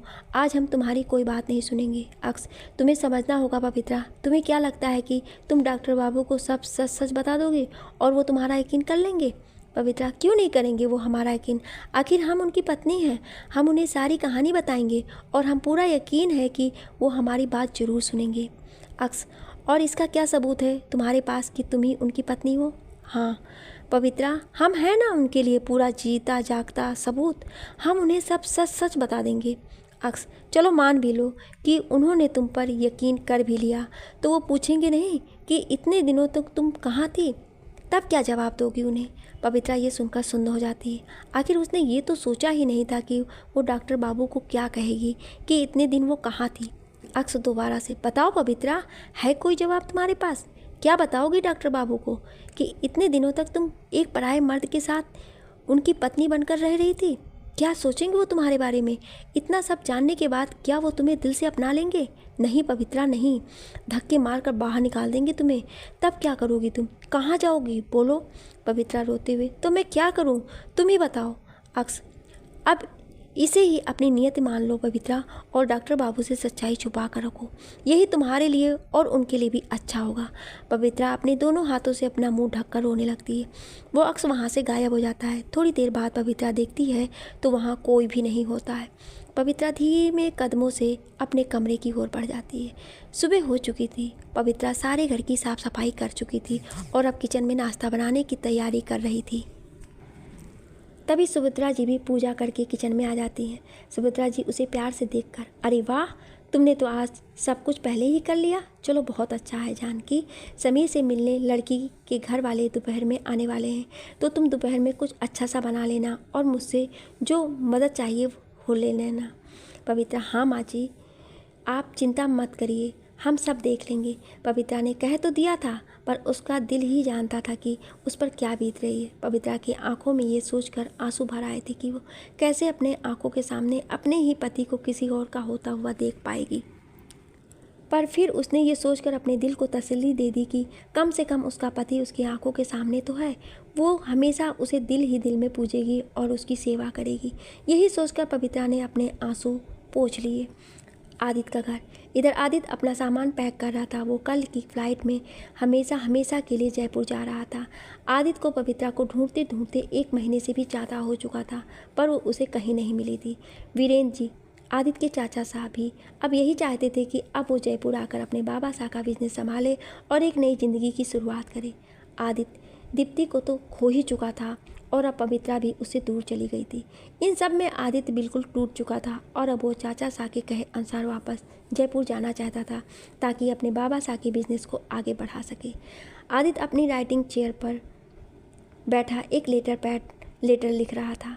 ये लेटर वो दीप्ति के नाम लिख रहा था, जिसमें उसने अब तक की सारी सच्चाई बयां कर दी थी। पवित्रा को तो सब कुछ पता चल ही चुका था, लेकिन अब वो दीप्ति को भी सब सच बता देना चाहता था कि इन दिनों में उस पर क्या गुजरी है। उसका प्यार दीप्ति के लिए कभी झूठा नहीं था। वो तो पवित्रा की मदद करना चाहता था ताकि उसे सही सलामत उसके पति के पास पहुंचा सके, लेकिन इन सब में वो इतना उलझता चला गया कि सब कुछ खो बैठा और अब वो वापस जयपुर जा रहा है, हमेशा के लिए।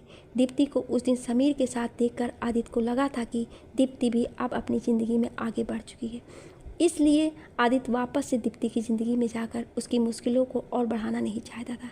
इसलिए उसने फैसला लिया था कि वो अब उसकी ज़िंदगी से दूर चला जाएगा, लेकिन जाने से पहले वो दीप्ति को इसलिए सब सच बता देना चाहता था ताकि दीप्ति अपने दिल में उसके लिए नफरत ना रखे और हो सके तो उसे माफ़ कर दे। आदित्य ने लेटर लिखकर अपनी जेब में रख लिया कि शाम को वो लेटर दीप्ति तक पहुंचा देगा। उसे पता था कि दीप्ति अपनी दी के घर ही रह रही होगी, क्योंकि दीप्ति का मुंबई शहर में कोई अपना था तो वे थे उसके दी और जीजू। उधर पवित्रा खाने की तैयारियां कर चुकी थी। सुभद्रा जी बहुत खुश थी सब देखकर। समीर भी हॉस्पिटल से आज जल्दी आ गया था, क्योंकि सुभद्रा जी ने उसे कहा था कि उसे दीप्ति के घर वालों के पहुँचने से पहले ही घर पहुँचना है। सुभद्रा जी पवित्रा के पास रसोई में जाकर, जानकी ये लो, ये मेरी साड़ी है, ये तुम पर बहुत अच्छी लगेगी, आज इसे ही पहनना। पवित्रा थोड़ा झिझकते हुए, पर माँ जी हम साड़ी पहनकर क्या करेंगे, मेहमान तो डॉक्टर बाबू को देखने आ रहे हैं ना। सुभद्रा जी मुस्कुराकर, तो क्या हुआ, तुम भी तो इस घर की सदस्य हो ना, तो तुम्हारा भी तो हक बनता है सबसे मिलने का। आज तुम यही साड़ी पहनना, तुम पर खूब जचेगी। पवित्रा, पर सुभद्रा जी पर वर कुछ नहीं, मुझे माँ जी कहती हो ना, तो माँ की बात भी मानो, ठीक है। पवित्रा आंखें झुकाकर, जी माँ जी। सुभद्रा जी मुस्कुराते हुए वहाँ से चली जाती हैं। दीप्ति के घर में सब तैयार हो चुके थे और समीर के घर जाने की तैयारी कर रहे थे। दीप्ति भी तैयार होकर बाहर आई।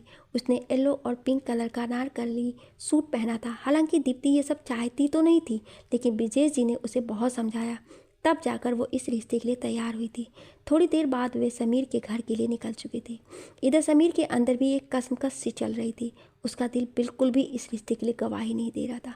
उसे ऐसा लग रहा था जैसे वो कुछ बहुत गलत करने जा रहा हो।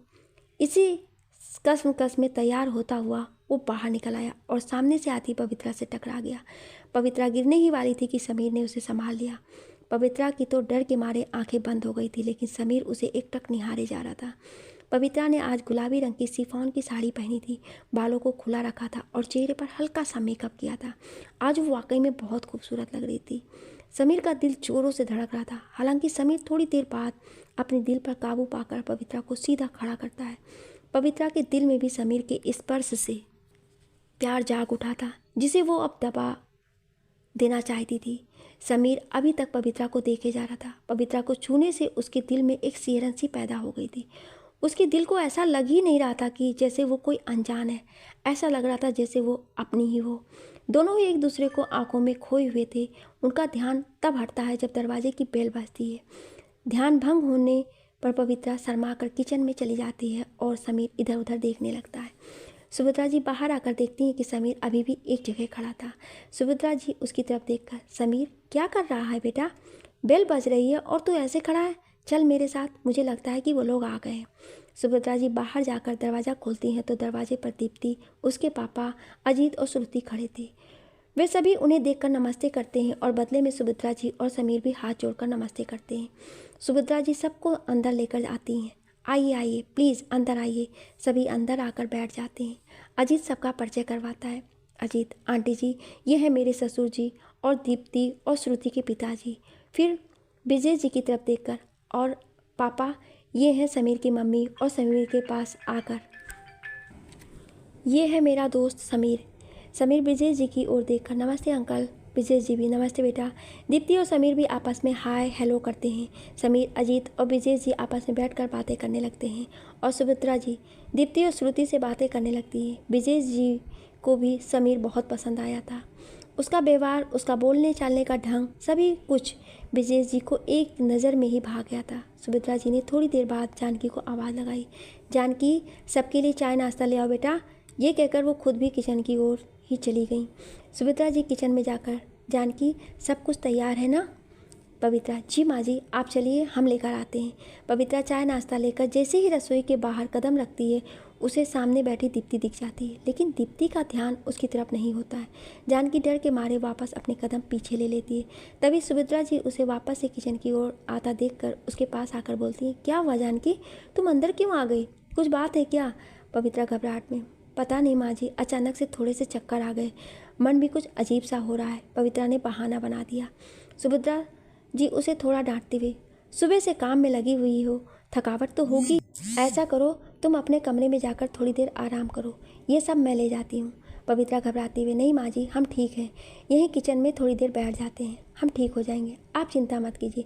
क्योंकि पवित्रा को पता था कि अगर वो अपने कमरे में जाएगी तो बाहर सब उसे देख लेंगे, और अगर दीप्ति जी ने उसे देख लिया तो उससे सवाल पूछेंगी कि वो यहाँ क्या कर रही है, इसलिए उसने बाहर ना जाना ही ठीक समझा। पवित्रा किचन में बैठी मन ही मन में सोच रही थी कि डॉक्टर बाबू का रिश्ता दीप्ति जी से होने जा रहा है। अब क्या होगा? क्या वकील बाबू को इस बारे में पता है? इसका मतलब उसके घर छोड़ने के बाद भी वकील बाबू ने दीप्ति जी को अभी तक कुछ नहीं बताया है। वो मन में, हे भगवान, आप क्या करें? हम पूरा यकीन है कि दीप्ति जी ये शादी अपनी मर्जी से नहीं कर रही होंगी, पर अब हम कर भी क्या सकते हैं? ये क्या हो रहा है भगवान? अब आप ही कुछ कीजिए, वरना सबकी ज़िंदगी बर्बाद हो जाएगी। बेचारे वकील बाबू पर क्या गुजर रही होगी। हम भी उन्हें छोड़कर चले गए, और अब दीप्ति जी भी डॉक्टर बाबू से शादी कर रही हैं, और एक हम हैं जो किसी को भी सच्चाई बता नहीं सकते। हे प्रभु, अब आप ही कुछ कीजिए। पवित्रा के आंखों में आंसू आ जाते हैं। सबके चाय नाश्ता करने के बाद सुमित्रा जी विजय जी से कहती हैं, भाई साहब, मुझे तो दीप्ति पहले दिन से ही पसंद है, अब आपका क्या कहना है इस बारे में? विजय जी भी खुश होकर, मुझे भी समीर बहुत पसंद है, आपको एतराज़ ना हो तो हम आज ही रोके की रस्म पूरी कर देना चाहते हैं। सुमित्रा जी भी ये सुनकर बहुत खुश होती हैं। जी बिल्कुल, आपने तो मेरे मुंह की बात छीन ली। विजय जी, तो फिर ठीक है, ये काम आज ही कर लिया जाए। सुमित्रा जी श्रुति के साथ मिलकर रोके की तैयारी करने लगती। वहीं पवित्रा ये सुनकर बस आंसू बहाए जा रही थी कि आज उसका पति किसी और का हो जाएगा। सब तैयारियां होने के बाद सुमित्रा जी दीप्ति को और ब्रिजेश जी समीर को तिलक कर उन्हें शगुन देते हैं। पवित्रा अपने आंखों के सामने सब होते हुए देख रही थी, पर कुछ कर नहीं सकती थी। सुमित्रा जी सभी से, आइए सब लोग खाना खाते हैं, मैं अभी डाइनिंग टेबल पर खाना लगवाती हूँ। इतना कहकर वह किचन में जाने लगती हैं तो श्रुति और दीप्ति भी उनके साथ ही चल देती हैं। श्रुति सुमित्रा जी से, आंटी, हम भी आपकी हेल्प करेंगे। सुमित्रा जी मुस्कुराकर, ठीक है बेटा, चलो। वहीं पवित्रा इस बात से अनजान थी कि दीप्ति भी सुमित्रा जी के साथ ही किचन की तरफ आ रही है। सुमित्रा जी किचन में जाकर, जानकी, खाना तैयार हो गया? पवित्रा सर हिलाकर, जी माँ जी। वहीं श्रुति और दीप्ति भी सुमित्रा जी के पीछे ही खड़ी थी, पर उन्होंने अब तक पवित्रा को देखा नहीं था। सुमित्रा जी दीप्ति और श्रुति की ओर देखकर, जानकी, इनसे मिलो, ये है दीप्ति और उसकी बड़ी बहन श्रुति, और दीप्ति ये है जानकी, हमारे घर में ही रहती है। जानकी जैसे ही पीछे की तरफ मुड़ती है, दीप्ति उसे देखकर हैरान रह जाती है। उसकी तो आंखें ही फटी की फटी रह जाती हैं। वो मन ही मन में, पवित्रा, वह उसकी ओर बढ़ने को ही होती है। पवित्रा उसे आंख के इशारे से मना कर देती है। दोनों को एक दूसरे की तरफ देखता पाकर सुमित्रा जी दीप्ति से, क्या हुआ दीप्ति, तुम दोनों पहले भी मिल चुके हो क्या? दीप्ति कुछ बोलने को होती है कि पवित्रा बीच में ही बोलने वाली होती है, नहीं नहीं माँ जी, हम एक दूसरे को नहीं जानते। सुमित्रा जी, अच्छा, तो तुम ये सोच रही होगी कि ये कौन है? ये जानकी है, अभी थोड़े दिन पहले ही यहाँ रहने आई है, ये मुझे मंदिर में मिली थी। बेचारी का इस दुनिया में कोई नहीं है, इसका पति एक एक्सीडेंट में लापता हो गया है, उसे ही ये मुंबई शहर में ढूंढने आई है, इसलिए मैं इसे अपने साथ ले आई। ये यहाँ घर में मेरी मदद कर देती है और मेरा भी थोड़ा मन लग जाता है। दीप्ति तो ये सोचकर हैरान हुई थी कि सुभद्रा आंटी पवित्रा के बारे में ऐसा क्यों कह रही हैं, क्योंकि उसकी नज़रों में तो पवित्रा तो आदित्य की पत्नी थी और वह पवित्रा को जानकी क्यों बुला रही हैं। दीप्ति का तो सर घूमने लगा था ये सब सोचकर। थोड़ी देर बाद सुभद्रा जी और श्रुति सारा सामान लेकर डाइनिंग टेबल की तरफ जाने लगते हैं तो सुभद्रा जी दीप्ति को देखकर कहती हैं, दीप्ति आओ बेटा बाहर चलते हैं। दीप्ति, आंटी आप चलिए, मैं और जानकी बाकी का खाना लेकर आते हैं। सुभद्रा जी मुस्कुराकर, ठीक है बेटा जल्दी आना। अब दीप्ति पवित्रा की तरफ मुड़कर देखने लगती है तो पवित्रा उसके डर से आंखें चुराने लगती है। 2 मिनट यूं ही देखने के बाद दीप्ति पवित्रा के पास आती है और उससे पूछती है, तुम पवित्रा हो ना? पवित्रा घबराहट में इधर उधर देखने लगती है। दीप्ति, तुम यहाँ कैसे? और आदित्य वो कहाँ है? और तुम यहाँ इनके घर पर क्या कर रही हो? पवित्रा रोते हुए, दीदी हम आपके सामने हाथ जोड़ते हैं, यहाँ किसी को हमारे बीते हुए कल के बारे में कुछ मत बताइएगा। दीप्ति असमंजस में, पर क्यों? और ये सब तुम्हें जानकी कहकर क्यों बुला रहे हैं? पवित्रा, क्योंकि यहाँ हमने अपनी पहचान छुपा रखी है। दीप्ति, पवित्रा तुम ये क्या कह रही हो? मुझे कुछ समझ में नहीं आ रहा है।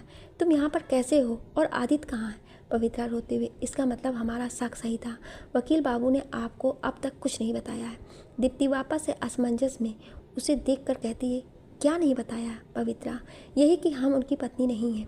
दीप्ति हैरानी से, क्या तुम उनकी पत्नी नहीं हो? लेकिन ऐसा कैसे हो सकता है? तुम तो आदित्य के घर में थी ना, और आदित्य ने भी यही कहा था कि तुम उसकी पत्नी हो। पवित्रा, उन्होंने हमें दुनिया की नज़रों से सम्मान दिलाने के लिए ऐसा कहा था ताकि कोई भी बाहरी इंसान हम पर उंगली ना उठा सके। और पवित्रा ने तब से लेकर आज तक की सारी सच्चाई दीप्ति को बता देती है कि किस तरह 2 गाड़ियों का एक्सीडेंट हुआ था जिसमें आदित्य की पत्नी मर चुकी थी, लेकिन वो अपनी पत्नी के धोखे में पवित्रा को साथ ले आया। लेकिन जब आदित्य को पता चला कि पवित्रा उसकी पत्नी नहीं है तो उसने फैसला लिया कि जब तक वो पवित्रा के पति को ढूंढ नहीं लेगा, किसी को ये सच्चाई नहीं बताएगा कि वो जिस घर में रह रही है वो उसके पति का घर नहीं है। पवित्रा रोते हुए, दीदी हमें माफ़ कर दीजिए, हमें तो खुद नहीं पता कि हम वकील बाबू की पत्नी नहीं हैं, वरना हम आप दोनों के बीच कभी नहीं आते। लेकिन इन सब में वकील बाबू ने बहुत कुछ सहा है, लेकिन वो कभी किसी को अपनी तकलीफ़ नहीं बताएंगे। उन्होंने तो आज तक बस अपनों को खोया ही खोया है। पहले उन्होंने उस एक्सीडेंट में अपने बाबा साहब को खो दिया जिनकी वजह से उन्होंने शादी की, और फिर हमारी वजह से आपको खो दिया। वो तो हमने उनकी डायरी पढ़ ली थी, इसलिए हमें सच का पता चल गया और हमने उसी दिन वो घर छोड़ दिया, क्योंकि हम आप दोनों के बीच नहीं आना चाहते थे। हमने वकील बाबू को चिट्ठी में लिखा था कि वो आपको सच बता दें, लेकिन शायद उन्होंने अभी तक आपको भी कुछ नहीं बताया। आदित्य के बारे में सब सुनकर दीप्ति के आंखों में भी आंसू आ गए। पवित्रा उसके सामने हाथ जोड़कर, वकील बाबू को माफ़ कर दीजिए दीदी, उन्होंने जो भी किया जानबूझकर नहीं किया, बस हालातों के चलते वो इस भंवर में फंसते चले गए। उन्होंने बहुत कुछ सहा है, लेकिन अब उन्हें आपकी ज़रूरत है। दीप्ति उसके हाथ पकड़कर, तुम क्यों माफ़ी मांग रही हो पवित्रा? तुमने जो प्रत्यक्ष देखा उसे ही सच मान लिया, और आदित्य उसके दोषी तो मैं ही हूँ। एक बार भी उसका हाल चाल जानने की कोशिश नहीं की, क्योंकि मैंने सोचा उसकी शादी हो चुकी है, पर अब मैं उसे बिल्कुल अकेला नहीं छोड़ूंगी, हर पल उसके साथ रहूंगी। थैंक यू पवित्रा कि तुमने मुझे उसकी सारी सच्चाई वक्त पर बता दी, वरना मैं तो समीर से शादी करने जा रही थी। थैंक्स कि तुमने मुझे रोक लिया। दीप्ति अपने आंसू पोंछकर, लेकिन तुम यहाँ कैसे आई? पवित्रा ने आदित्य का घर छोड़ने तक से लेकर यहाँ आने तक की सारी सच्चाई बयां कर दी। दीप्ति उसकी तरफ देखकर, और तुम्हारे पति वो अब तक नहीं मिले क्या? पवित्रा अपनी पल के नीचे झुकाते हुए, हमारे पति और कोई नहीं, समीर जी हैं।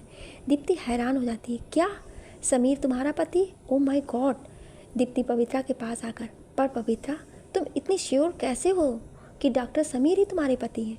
पवित्रा उसे उस दिन की सारी बात बताती है जब समीर ने सारी सच्चाई सुभद्रा जी को बता दी थी, और किस तरह से समीर और पवित्रा की शादी हुई थी वो भी बता देती है। पवित्रा आंसू बहाते हुए, शायद किस्मत ने हमें ऐसे ही मिलाना था, इसलिए तो इतने बड़े शहर में भी हम खुद ब खुद उनके पास ही पहुंच गए। दीप्ति, क्या समीर को इस बारे में पता है? पवित्रा, नहीं, उन्हें कुछ भी नहीं पता कि हम जिंदा हैं या नहीं। वो तो सोचते हैं कि उनकी पत्नी अब इस दुनिया में नहीं रही। उन्होंने उस एक्सीडेंट में शायद किसी और का अपनी पत्नी समझकर अंतिम संस्कार कर दिया। दीप्ति कुछ सोचते हुए, हो सकता है समीर ने जिसका अंतिम संस्कार किया वो आदित्य की पत्नी हो और इसी गलत फहमी में आदित्य तुम्हें अपनी पत्नी मानकर अपने घर ले आया। पवित्रा, हाँ शायद। दीप्ति पवित्रा की तरफ देखकर, पवित्रा पर अब तुम्हें समीर को सब कुछ बता देना चाहिए कि तुम ही समीर की पत्नी हो। दीप्ति पवित्रा का हाथ पकड़कर, नहीं दीदी, हम उन्हें अभी कुछ नहीं बता सकते। हो सकता है कि वो हमारी बात का यकीन ना करें, हमें बहुत डर लग रहा है। दीप्ति, पर पवित्रा, जब तक तुम उन्हें सब कुछ बताओगी नहीं तब तक सब कुछ कैसे सही होगा? मैं हूँ ना तुम्हारे साथ, मैं बताऊंगी सबको। पवित्रा रोते हुए, नहीं दीदी, हम अभी उन्हें कुछ नहीं बता सकते। बस एक एहसान कर दीजिए हम पर, आप बस उन्हें शादी के लिए मना कर दीजिए, फिर हम सही मौका और वक्त देखकर उन्हें सब कुछ बता देंगे। दीप्ति, पर पवित्रा उसका एक हाथ अपने हाथ में थाम कर, प्लीज़ दीदी। दीप्ति, ठीक है, पर जल्दी, कहीं दोबारा से देर ना हो जाए। पवित्रा, जी दीदी। दीप्ति उसे गले से लगा लेती है। थोड़ी देर बाद दोनों बाहर आ जाती हैं। बाहर सुभद्रा जी उन दोनों के पास आकर, कहाँ रह गए थे तुम दोनों? हम कब से तुम्हारा इंतज़ार कर रहे थे। दीप्ति उनके पास बैठ जाती है। सॉरी आंटी जी, वो एक्चुअली मुझे थोड़ा लो फील हो रहा था, तो जानकी मेरे लिए नींबू पानी बना रही थी, इसलिए थोड़ी देर वहीं रुक गए थे। सुभद्रा जी और बाकी सब थोड़ा घबरा कर, बेटा तुम अब ठीक तो हो ना? दीप्ति मुस्कुराकर, हाँ आंटी जी, मैं अब ठीक हूँ। सुभद्रा जी, पता नहीं आजकल के बच्चों को क्या हो गया है, बहुत जल्दी बीमार पड़ जाते हैं, और एक हमारा ज़माना था, हमें पता ही नहीं होता था कि बीमारी होती है। उनकी बात सुनकर बाकी सब भी मुस्कुरा देते हैं। तभी विजय जी, ये तो आपने बिल्कुल ठीक कहा बहन जी, हमारा ज़माना ही दूसरा था। सुभद्रा जी उनकी ओर देखकर, और नहीं तो क्या, आज जानकी की भी तबीयत ठीक नहीं थी, और अब दीप्ति। आजकल के बच्चे अपना ध्यान बिल्कुल नहीं रखते। समीर जो अब तक सबकी बातें सुन रहा था, जैसे ही उसे पता चलता है कि जानकी की तबीयत ठीक नहीं है, उसका मन थोड़ा घबरा सा जाता है। वो जानकी की ओर देखता है जो पलके झुकाए चुपचाप खड़ी थी।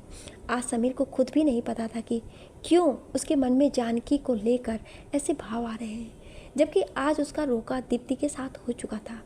खाना खाने के बाद सब बैठकर थोड़ी देर बातें करते हैं। फिर ब्रजेश जी भी सुभद्रा जी से जाने की इजाज़त मांगते हैं। ब्रजेश जी, अच्छा बहन जी, अब हम चलते हैं।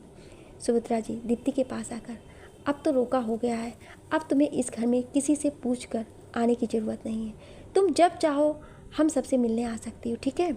दीप्ति उनकी तरफ मुस्कुरा देती है। सब बातें करते हुए आगे बढ़ जाते हैं। तभी दीप्ति पवित्रा के पास आकर, तुम घबराना मत पवित्रा, मैं तुम्हारे साथ हूँ। समीर सिर्फ और सिर्फ तुम्हारा है और हमेशा तुम्हारा ही रहेगा, लेकिन तुम्हें भी अब मौका देखकर समीर को सब कुछ बताना होगा, और मुझे पूरा यकीन है कि समीर तुम्हारी बात पर यकीन जरूर करेगा। दीप्ति उसके सर पर हाथ फेरकर, अपना ख्याल रखना।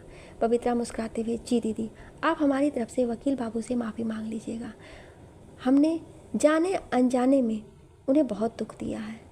दीप्ति, तुम खुद ही मांग लेना, बहुत जल्द मैं और आदित्य तुमसे मिलने आएंगे, जब तक तुम भी समीर को सब कुछ बता देना। पवित्रा जी। दीप्ति भी बाहर चली जाती है। थोड़ी देर बाद सुभद्रा जी और समीर अंदर आते हैं। सुभद्रा जी आकर सोफे पर बैठ जाती हैं, लेकिन समीर सीधा अपने कमरे में चला जाता है। उधर विजय जी सब घर पहुंच जाते हैं। जैसे ही दीप्ति और बाकी सब लिफ्ट के पास पहुंचते हैं, एक गार्ड दीप्ति के पास आकर उसे एक चिट्ठी पकड़ा देता है। दीप्ति गार्ड का तरफ देखता है, ये चिट्ठी किसकी है? गार्ड, पता नहीं मेम साहब, एक साहब आए थे अभी आधे घंटे पहले, उन्होंने ही बोला था कि ये चिट्ठी आपको दे दूं, और चिट्ठी पकड़वा कर वो चले गए। दीप्ति भी लिफ्ट की तरफ बढ़ जाती है। ऊपर आकर वो सीधा अपने कमरे में जाती है और चिट्ठी खोलकर देखती है। ये चिट्ठी और किसी की नहीं बल्कि आदित्य की थी, जो उसने दीप्ति के लिए लिखी थी। आदित्य ने भी उस लेटर में वही सब लिखा था जो पवित्रा ने उसे बताया था, लेकिन लास्ट लाइन पढ़कर दीप्ति हैरान हो गई। आदित्य ने लिखा था कि वो हमेशा हमेशा के लिए मुंबई छोड़कर जयपुर जा रहा है, सबकी ज़िंदगी से दूर। दीप्ति ये लाइन पढ़ते ही झट से उठकर खड़ी होती है और भागती है। बाहर उसे यूं हड़बड़ाहट में जाता देख विजय जी और बाकी सब भी देखते लगते हैं। विजय जी, दीप्ति इतनी जल्दी जल्दी में कहाँ जा रही हो बेटा? दीप्ति रोते हुए, पापा मुझे जाना होगा, मुझे आदित्य को रोकना है, वरना वो ये शहर छोड़कर हमेशा हमेशा के लिए चला जाएगा।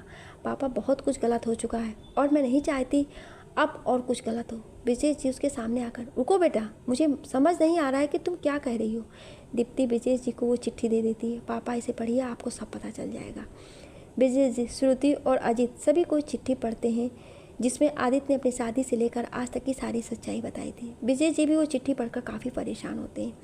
दीप्ति, पापा मुझे आदित्य को रोकना होगा, मैं जा रही हूँ। इतना कहकर दीप्ति बाहर आकर एक टैक्सी वाले से अंतर्राष्ट्रीय एयरपोर्ट की ओर चलने को कहती है। वहीं आदित्य भी एयरपोर्ट पहुँच चुका था। टैक्सी से उतरकर वो भी चेकिंग के लिए चला जाता है। इतने में दीप्ति भी टैक्सी से उतरकर अंदर चली जाती है। वो आदित्य को जगह जगह ढूंढती है लेकिन आदित्य कहीं नहीं मिलता। इतने में आदित्य भी सब कुछ वेरीफाई कराकर वेटिंग रूम में आकर बैठ जाता है। उधर दीप्ति भी आदित्य को ढूंढती हुई वेटिंग रूम की तरफ आ जाती है। वेटिंग रूम में आदित्य एक चेयर पर सिर टिकाकर आंखें बंद करके बैठा था। तभी उसे अपने कंधे पर किसी का स्पर्श महसूस होता है। स्पर्श महसूस होते ही वो आंखें खोलता है तो देखता है कि सामने दीप्ति खड़ी थी। आदित्य उसे देखती, दीप्ति तुम यहाँ? दीप्ति अपने आंसू पोंछते हुए, तो मुझे और कहाँ होना चाहिए था?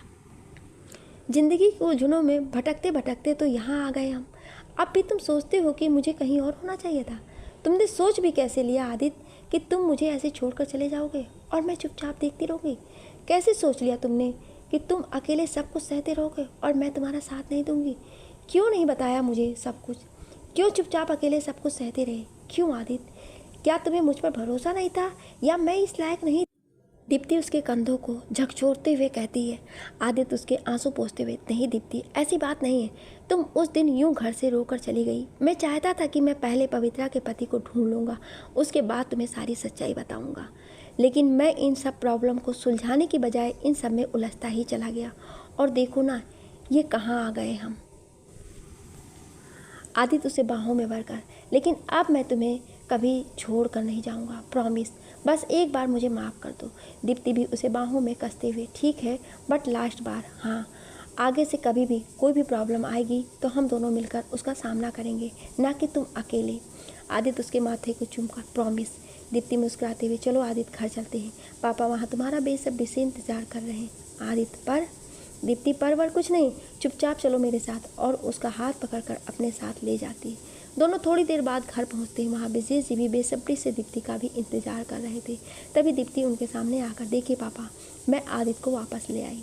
विजय जी आदित्य और दीप्ति के पास आकर, मैं बहुत खुश हूँ बेटा कि तुम दोनों फिर एक हो गए। आदित्य उनके गले लगाकर, आई am sorry uncle. Vijay ji भी उसे अपने गले से लगाकर, कोई बात नहीं बेटा, अक्सर हम जिंदगी के भंवर में फंस जाते हैं, लेकिन जो हिम्मती होता है वो ही अंत में जीतता है, और जैसे कि तुम जीते। विजय जी खुश होकर दोनों को गले से लगा लेते हैं। तभी आदित्य दीप्ति की तरफ मुड़कर, लेकिन मेरा एक काम अभी भी अधूरा है दीप्ति, मुझे पवित्रा को ढूंढना होगा, उसे उसके पति से मिलाना होगा। पता नहीं वो कहाँ होगी, किस हाल में होगी। हमारी कहानी तो पूरी हो गई, लेकिन उसकी कहानी अभी भी अधूरी है। दीप्ति उसकी तरफ मुस्कुराकर, और अगर मैं कहूँ कि वो कहानी भी पूरी हो गई तो? आदित्य शौक होकर, मतलब? दीप्ति उसके पास आकर, मुझे पता है कि पवित्रा कहाँ है। आदित्य हैरानी से, क्या, पर तुम्हें कैसे? दीप्ति ने उसे अपने और समीर के रोके की बात भी बता दी, और ये भी बता दिया कि वहाँ किस तरह से पवित्रा मिली और उसे सारी सच्चाई का पता चला। दीप्ति उसके कंधे पर हाथ रखकर, मैं तो तुमसे आज मिलने आने वाली थी, तुम्हारी चिट्ठी मिली कि तुम यहाँ से जा रहे हो। आई एम सॉरी आदित्य। आदित्य उसके गाल पर हाथ रखकर, दीप्ति, जो हुआ सो हुआ, अब हमें सब कुछ भूलकर आगे बढ़ना चाहिए। उनका रोमांस देखकर वहाँ खड़े विजय जी, श्रुति और अजीत खांस देते हैं। वहाँ सबको यूं करते देखकर आदित्य और दीप्ति एक दूसरे से अलग होकर इधर उधर देखने लगते हैं। फिर सभी एक साथ हंस देते हैं। थोड़ी देर आदित्य बैठकर अपने घर वापस जाता है। उधर समीर अपने कमरे में बैठा इधर उधर घूम रहा था।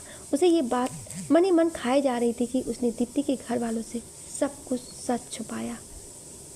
काफ़ी चहलकदमी के बाद समीर मन ही मन निश्चय करता है कि वो अभी दीप्ति के घर जाकर सबको अपनी शादी के बारे में बता देगा। वो बाइक की चाबी उठाकर बाहर जाने वाला होता है तो सुमित्रा जी उसे रोक कर पूछती हैं, इस वक्त कहाँ जा रहे हैं समीर? उनकी आवाज़ सुनकर पवित्रा भी बाहर आया थी। समीर हड़बड़ाहट में, वो माँ, एक इमरजेंसी केस आ गया इसलिए जा रहा हूँ, थोड़ी देर में आ जाऊँगा, और जल्दी से बाहर चला जाता है। सुमित्रा जी मन में, ये लड़का भी ना, इसे काम के अलावा कुछ दिखता ही नहीं, पता नहीं शादी के बाद भी ये ऐसे ही रहेगा क्या। फिर वह भी सर झटक कर अपने कमरे में चली जाती हैं। लेकिन पवित्रा को ना जाने आज ऐसा क्यों लग रहा था जिससे समीर कुछ परेशान सा है। थोड़ी देर यूं ही खड़े रहने के बाद वो भी रात के खाने की तैयारी करने लगी। इधर दीप्ति के घर में सभी बैठकर बातें कर रहे थे। तभी दरवाजे की बेल बजी। श्रुति ने जाकर दरवाज़ा खोला तो सामने समीर खड़ा था। सब अचानक से समीर को यहाँ आया देखकर हैरान हो जाते हैं, क्योंकि वे आज ही तो मिले थे और समीर वापस से उनके घर आया था, इसका मतलब ज़रूर कोई बात थी। विजय जी उसके पास आकर, अरे आओ समीर बेटा, तुम अचानक से यहाँ, सब ठीक तो है ना? समीर पहले सबको देखता है, फिर विजय जी की तरफ देखकर, अंकल मुझे आपसे कुछ बात करनी है। विजय जी, हाँ बोलो बेटा, क्या कहना चाहते हो? समीर थोड़ा घबराते हुए, अंकल मैंने आपसे एक बात छुपाई है, लेकिन अब समझ नहीं आ रहा है कि कैसे कहूँ। मैं आपसे ये बात इसलिए कहना चाहता हूँ क्योंकि मैं अपने और दीप्ति के रिश्ते की नींव झूठ पर नहीं रखना चाहता। आई होप आप मेरी बात को समझेंगे। अंकल मेरी एक बार शादी हो चुकी है। और फिर समीर अपने धनकपुर जाने से लेकर एक्सीडेंट तक की सारी बात बता देता है। समीर, मेरी पहली पत्नी अब इस दुनिया में नहीं रही, लेकिन मेरी शादी तो हुई थी ना, इसलिए मैंने आपको सबको ये बात पहले ही बता देना सही समझा। अब आपका इस रिश्ते को लेकर जो फैसला होगा वो मुझे मंजूर होगा। सब उसकी बात सुन ही रहे थे कि तभी पीछे से आवाज़ आती है, आपकी पत्नी जिंदा है डॉक्टर समीर, और सही सलामत है। समीर अचानक से उस आवाज़ की तरफ देखता है तो वो आवाज़ किसी और की नहीं बल्कि दीप्ति की थी। तब दीप्ति उसके सामने आकर कहती है, हाँ डॉक्टर समीर, आपने बिल्कुल सही सुना, आपकी पत्नी जिंदा है। क्योंकि जिस दिन आपका एक्सीडेंट हुआ था उस दिन वहाँ एक गाड़ी का और भी एक्सीडेंट हुआ था जिसमें एक और भी दुल्हन थी, लेकिन आपने शायद किसी और की पत्नी को अपनी पत्नी समझकर उसका अंतिम संस्कार कर दिया, जबकि आपकी पत्नी जिंदा है। समीर बहुत ही हैरानगी से उसे देख रहा था। समीर उसके पास आकर, कहाँ है मेरी पत्नी, और वो इतने दिनों तक कहाँ थी? दीप्ति, उस गाड़ी में एक और शख्स भी था जिसने आपकी पत्नी को सही सलामत बचा लिया था। दोनों गाड़ियों का एक्सीडेंट होने की वजह से आप दोनों की दुल्हनों की अदला बदली हो गई, लेकिन आप चिंता मत कीजिए, आपकी पत्नी बिल्कुल ठीक है। समीर भावुक होकर, दीप्ति जी प्लीज़ मुझे बताइए कहाँ है मेरी पत्नी, मैं मिलना चाहता हूँ उससे। दीप्ति मुस्कुराते हुए, आप टेंशन मत लीजिए, वो आपके ही पास है और इस वक्त भी आपके ही घर में है। समीर असमंजस में, मेरे घर में? लेकिन फिर कुछ सोचते हुए, जानकी? दीप्ति, हाँ समीर, जानकी ही आपकी पवित्रा है, आपकी पत्नी। समीर की आंखें नम हो जाती हैं। थैंक यू दीप्ति जी, आपने मुझे मेरी पत्नी से मिलवा दिया, thank you so much. Sameer Vijay ji के पास जाकर, आई एम सॉरी अंकल, लेकिन अब मैं दीप्ति से शादी। विजय जी उसके कंधे पर हाथ रखकर, जाओ बेटा, अपनी शादीशुदा ज़िंदगी जियो और अपनी मम्मी को बताओ कि उनकी चांद सी बहू मिल गई है। समीर दीप्ति के पास आकर, थैंक यू दीप्ति, लेकिन मैं अभी पवित्रा को कुछ नहीं बताऊंगा, मैं चाहता हूं कि वो खुद मुझे बताए कि वो ही मेरी पवित्रा है। दीप्ति, बिल्कुल समीर, मैं भी यही चाहती हूँ कि, और देखना वो बहुत जल्द तुमसे आकर बोलेगी कि वो ही तुम्हारी पवित्रा है। अब जाओ जल्दी से, वो खाने पर तुम्हारा इंतज़ार कर रही होगी। समीर सबसे मिलकर वहाँ से चला जाता है। वहाँ से निकलकर थोड़ी देर बाद समीर जब अपने घर पहुँचता है तो देखता है कि पवित्रा डाइनिंग टेबल पर बैठे हुए सच में उसका इंतज़ार कर रही थी। यूँ तो समीर उसे रोज़ ही देखता था, लेकिन आज ना जाने क्यों उसे पवित्रा पर बहुत ज़्यादा प्यार आ रहा था। शायद इसलिए कि अब उसे पता था कि वो ही उसकी जीवन संगिनी है। समीर पवित्रा के पास चलकर आता है, जानकी तुम यहाँ? पवित्रा समीर को देखकर खड़ी हो जाती है, जी वो आपने खाना नहीं खाया था ना, इसलिए आपका इंतज़ार कर रही थी। वो माँ जी ने भी यही कहा था कि आपको खाना खिला दूँ, इसलिए। पवित्रा नज़रें चुराते हुए इधर उधर देखने लगती है। समीर भी हल्का सा मुस्कुरा देता है क्योंकि उसे पता था कि माँ ने कहा हो या ना कहा हो, वो खुद अपनी मर्ज़ी से उसका इंतज़ार कर रही थी, लेकिन अब बताने में शर्मा रही थी। पवित्रा समीर को देखकर, आप हाथ मुँह धो लीजिए, हम खाना लगाते हैं। समीर अपने रूम में कपड़े बदलने चला गया। बाहर आकर उसने सुभद्रा जी के कमरे में झाँका तो वे अपने कमरे में आंखें बंद करके आराम कर रही थी, इसलिए समीर भी डाइनिंग टेबल की तरफ बढ़ गया। पवित्रा ने उसे खाना परोसा तो समीर ने पूछा, माँ ने खाना खा लिया? पवित्रा, जी। समीर, और तुमने? पवित्रा उसकी तरफ हैरानी से देखने लगती है, पर फिर संयत होकर, जी अभी नहीं।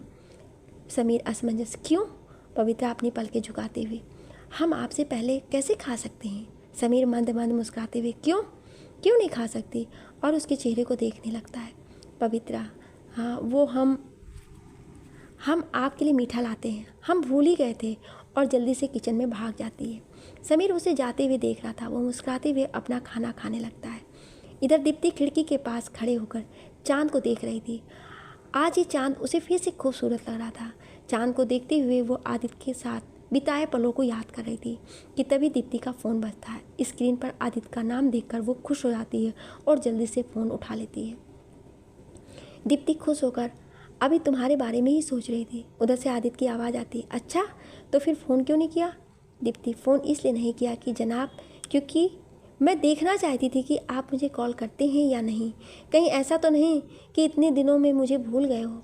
आदित्य भावुक होकर, तुम्हें कैसे भूल सकता हूँ? मैं सांस लेना भूल सकता हूँ पर तुम्हें नहीं। दीप्ति भी भावुक होते हुए, मैं भी तुम्हें हर पल याद किया था आदित्य। इतने दिन तुम्हारे बिना कैसे काटे हैं ये मैं ही जानती हूँ आदित्य, लेकिन अब नहीं काटने पड़ेंगे। हम अब बस जल्द से जल्द शादी कर लेंगे। दीप्ति खुश होते हुए, सच? आदित्य भी मुस्कुराते हुए, हाँ, अब मैं तुम्हारे बिना एक पल भी नहीं रह सकता। अब बस हमेशा के लिए तुम्हें अपना बनाना चाहता हूँ। Deepti, thank God. आदित्य, सब कुछ ठीक हो गया। आदित्य, होता कैसे नहीं, हमारा प्यार जो सच्चा था। दीप्ति, सही कहा तुमने, सच्चे प्यार की हमेशा जीत होती है। थोड़ी देर तक वे दोनों यूं ही बातें करते रहे और फिर सोने चले गए। उधर पवित्रा की आंखों से नींद गायब थी। थोड़ी देर कमरे में टहलने के बाद वो छत पर चली गई। छत पर ठंडी ठंडी हवाओं को महसूस कर वो मुस्कुराने लगी, पर उसकी इस मुस्कुराहट को देखकर कोई और भी खुश हो रहा था। जी हाँ, वो और नहीं बल्कि समीर ही था जो उसे ऐसे मुस्कुराते हुए देख रहा था। दरअसल समीर को भी नींद नहीं आ रही थी, इसलिए वो भी छत पर थोड़ा समय बिताने आ गया था। समीर उसे मुस्कुराते देखकर उसकी ओर खींचा चला आ रहा था और धीरे से आकर पवित्रा के पीछे खड़ा हो गया। पवित्रा थोड़ी देर बाद जैसे ही मुड़ने हुई पीछे खड़े समीर से जा टकराई। वो गिरने ही वाली थी कि समीर ने अपनी मजबूत बाहों से उसे संभाल लिया। दोनों एक दूसरे इतने करीब होकर एक दूसरे में ही खो गए थे। समीर तो आज पवित्रा को देख ही जा रहा था और मन ही मन सोच रहा था कि कितनी खूबसूरत है ये, और मासूम सी, ऊपर से नीचे तक एकदम सादगी सी भरी। पवित्रा को थोड़ी देर बाद होश आता है तो वो वहाँ से हड़बड़ा कर जाने लगती है, पर फिर अचानक से उसे दीप्ति की बात याद आती है। वो मुड़कर समीर को देखती है तो पाती है समीर भी उसे ही देख रहा था। पता नहीं क्यों आज पवित्रा को समीर की आंखों में वो प्यार नज़र आ रहा था जो वो अपने पति की आंखों में देखना चाहती थी, और इसी वजह से वो अपने आप को रोक नहीं पा रही थी। दोनों की नज़रें एक बार फिर मिलती हैं और अचानक से पवित्रा दौड़कर समीर के गले लग जाती है। समीर भी उसे अपनी बाहों में भर लेता है। दोनों काफ़ी देर तक यूं ही खड़े रहते हैं। फिर पवित्रा समीर से अलग होकर उसे देखते हुए कहती है, हमें माफ़ कर दीजिए, हम ही आपकी पवित्रा हैं, आपकी पत्नी। उस दिन एक्सीडेंट में हम मरे नहीं थे, हम जिंदा थे और आज आपके सामने हैं। हम अपने मंगलसूत्र की कसम खाकर कहते हैं कि हम ही आपकी पत्नी हैं। समीर मुस्कुराते हुए चुपचाप उसे देखने लगता है और कहता है, और अगर मैं कहूँ कि मुझे पहले से ही पता था तो? पवित्रा, आपको कैसे पता चला कि हम जानकी नहीं पवित्रा हैं? समीर, मैं दीप्ति जी के घर गया था, वहीं पता चला कि तुम मेरी ही पवित्रा हो। पवित्रा ये सुनकर रोते हुए उसके गले लग जाती है। हमें माफ़ कर दीजिए, आप हमसे नाराज़ तो नहीं हैं कि हम इतने दिनों से किसी और के साथ रह रहे थे? समीर उसे बाहों में भरते हुए, मैं तुमसे क्यों नाराज़ होऊंगा, बल्कि मैं तो उस देवता जैसे इंसान का शुक्रगुजार हूँ जिसकी वजह से आज तुम मेरे पास सही सलामत हो। पवित्रा भी ये सुनकर समीर के सीने से लग जाती है। दोनों रात भर यूं ही एक दूसरे की बाहों में बैठे हुए गुजार देते हैं, क्योंकि सही मायने में उनका मिलन तो आज ही हुआ था। अगले दिन सुबह पवित्रा पूजा घर में पूजा कर रही थी। फिर वो सुभद्रा जी को आरती देती है और उनके पैर छूती है। सुभद्रा जी भी सदा सौभाग्यवती भव कहकर उसे आशीर्वाद देती हैं। सुभद्रा जी, भगवान करे तुम्हारा पति तुम्हें जल्दी ही मिल जाए। इतने में समीर भी वहाँ आ जाता है। पवित्रा उसे भी आरती देती है तो समीर पवित्रा को इशारा करता है और फिर दोनों मिलकर जोड़े से सुभद्रा जी के पैर छूने आगे बढ़ते हैं। सुभद्रा जी उन्हें हैरानी से देखती हैं। ये सब क्या हो रहा है समीर, तुम दोनों एक साथ मेरे पैर क्यों छू रहे हो? समीर मुस्कुराते हुए, माँ, अपनी बहू को आशीर्वाद दे दो। सुभद्रा जी हैरानी से, बहू? पर ये तो तू क्या कह रहा है समीर, ये कैसा मजाक है बेटा? समीर, माँ, ये मजाक नहीं है, ये सच है। जानकी यानी कि पवित्रा ही तुम्हारी बहू है। सुभद्रा जी, पर तुम्हारी पत्नी तो? समीर, जिंदा है। तभी वहाँ एक और आवाज़ आती है, समीर सच कह रहे हैं आंटी, आपकी बहू यानी समीर की पत्नी जिंदा है। सामने दीप्ति और आदित्य खड़े मुस्कुरा रहे थे। दीप्ति सुभद्रा जी के पास आकर, हाँ आंटी, ये बिल्कुल सच है। पवित्रा जिसे आप जानकी कहती हैं समीर की खोई हुई पत्नी है। प्लीज़ आंटी, इन्हें आशीर्वाद दे दीजिए। समीर और पवित्रा आकर सुभद्रा जी के पैर छूते हैं। सुभद्रा जी पवित्रा को अपने गले से लगा लेती हैं। सुभद्रा जी उसे देखते हुए, ये भी कैसी लीला है भगवान की, जिस तरह कस्तूरी मृग पूरे जंगल में उस खुशबू को ढूंढ रहा होता है जबकि वो खुशबू उसके भीतर ही होती है, उसी तरह मैं भी बाबरी सी अपनी बहू को ढूंढ रही थी, लेकिन मुझे क्या पता था कि वो तो मेरे ही पास है। सबको यूं खुश देखकर दीप्ति भी समीर को आदित्य से मिलवाती है। समीर भी आदित्य से मिलकर बहुत खुश होता है और उसे थैंक्स बोलता है। समीर, थैंक्स आदित्य, तुमने मेरी पवित्रा का ख्याल रखा, इसके लिए मैं तुम्हारा जितना भी शुक्रिया अदा करूं कम है। आदित्य, ये क्या कह रहे हो तुम समीर? मैंने बस अपना फ़र्ज़ निभाया, तुम्हें पवित्रा मिल गई और मुझे दीप्ति, बस मुझे और कुछ नहीं चाहिए। पवित्रा भी आकर आदित्य से माफ़ी मांगती, हमें माफ़ कर दीजिए वकील बाबू, हम आपके और दीप्ति जी के बीच नहीं आना चाहते थे, इसलिए आपको बिना बताए घर छोड़कर चले गए। हमारी वजह से आपने पहले भी बहुत तकलीफ़ें सही, हम आपको और तकलीफ़ नहीं देना चाहते थे। आदित्य, पर पवित्रा तुम्हें मुझे बताना चाहिए था, हम दोस्त तो थे ना, क्या एक दोस्त दूसरे दोस्त अपनी तकलीफ़ नहीं बांट सकता था? पर मैं बहुत खुश हूँ तुम्हारे लिए कि तुम्हें समीर जैसा जीवन साथी मिला है। फिर आदित्य सबको इनवाइट करते हुए कहता है कि सबको उसकी शादी में ज़रूर आना है, इसलिए सबको 2 दिन बाद उसके साथ ही जयपुर चलना है, क्योंकि शादी वो अपने पुश्तैनी घर से ही करना चाहता था और वीरेंद्र जी आदित्य के चाचा साहब का भी यही कहना था। 2 दिन बाद एक एक करके आदित्य और दीप्ति की शादी को रस्में पूरी हो रही थी। आदित्य ने जयपुर आने से पहले वीरेंद्र जी और सत्ता को फ़ोन पर सब कुछ बता दिया था। वो भी आदित्य के लिए बहुत खुश थे। आदित्य के साथ दीप्ति के घर वाले पवित्रा, समीर और सुभद्रा जी भी आए थे।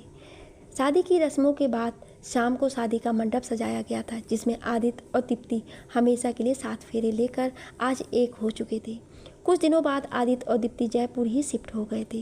दीप्ति एक वकील बन चुकी थी, हालांकि आदित्य ने वकील का पेशा ना चुनकर अपने बाबा साहब के बिजनेस को आगे बढ़ाने का फैसला किया।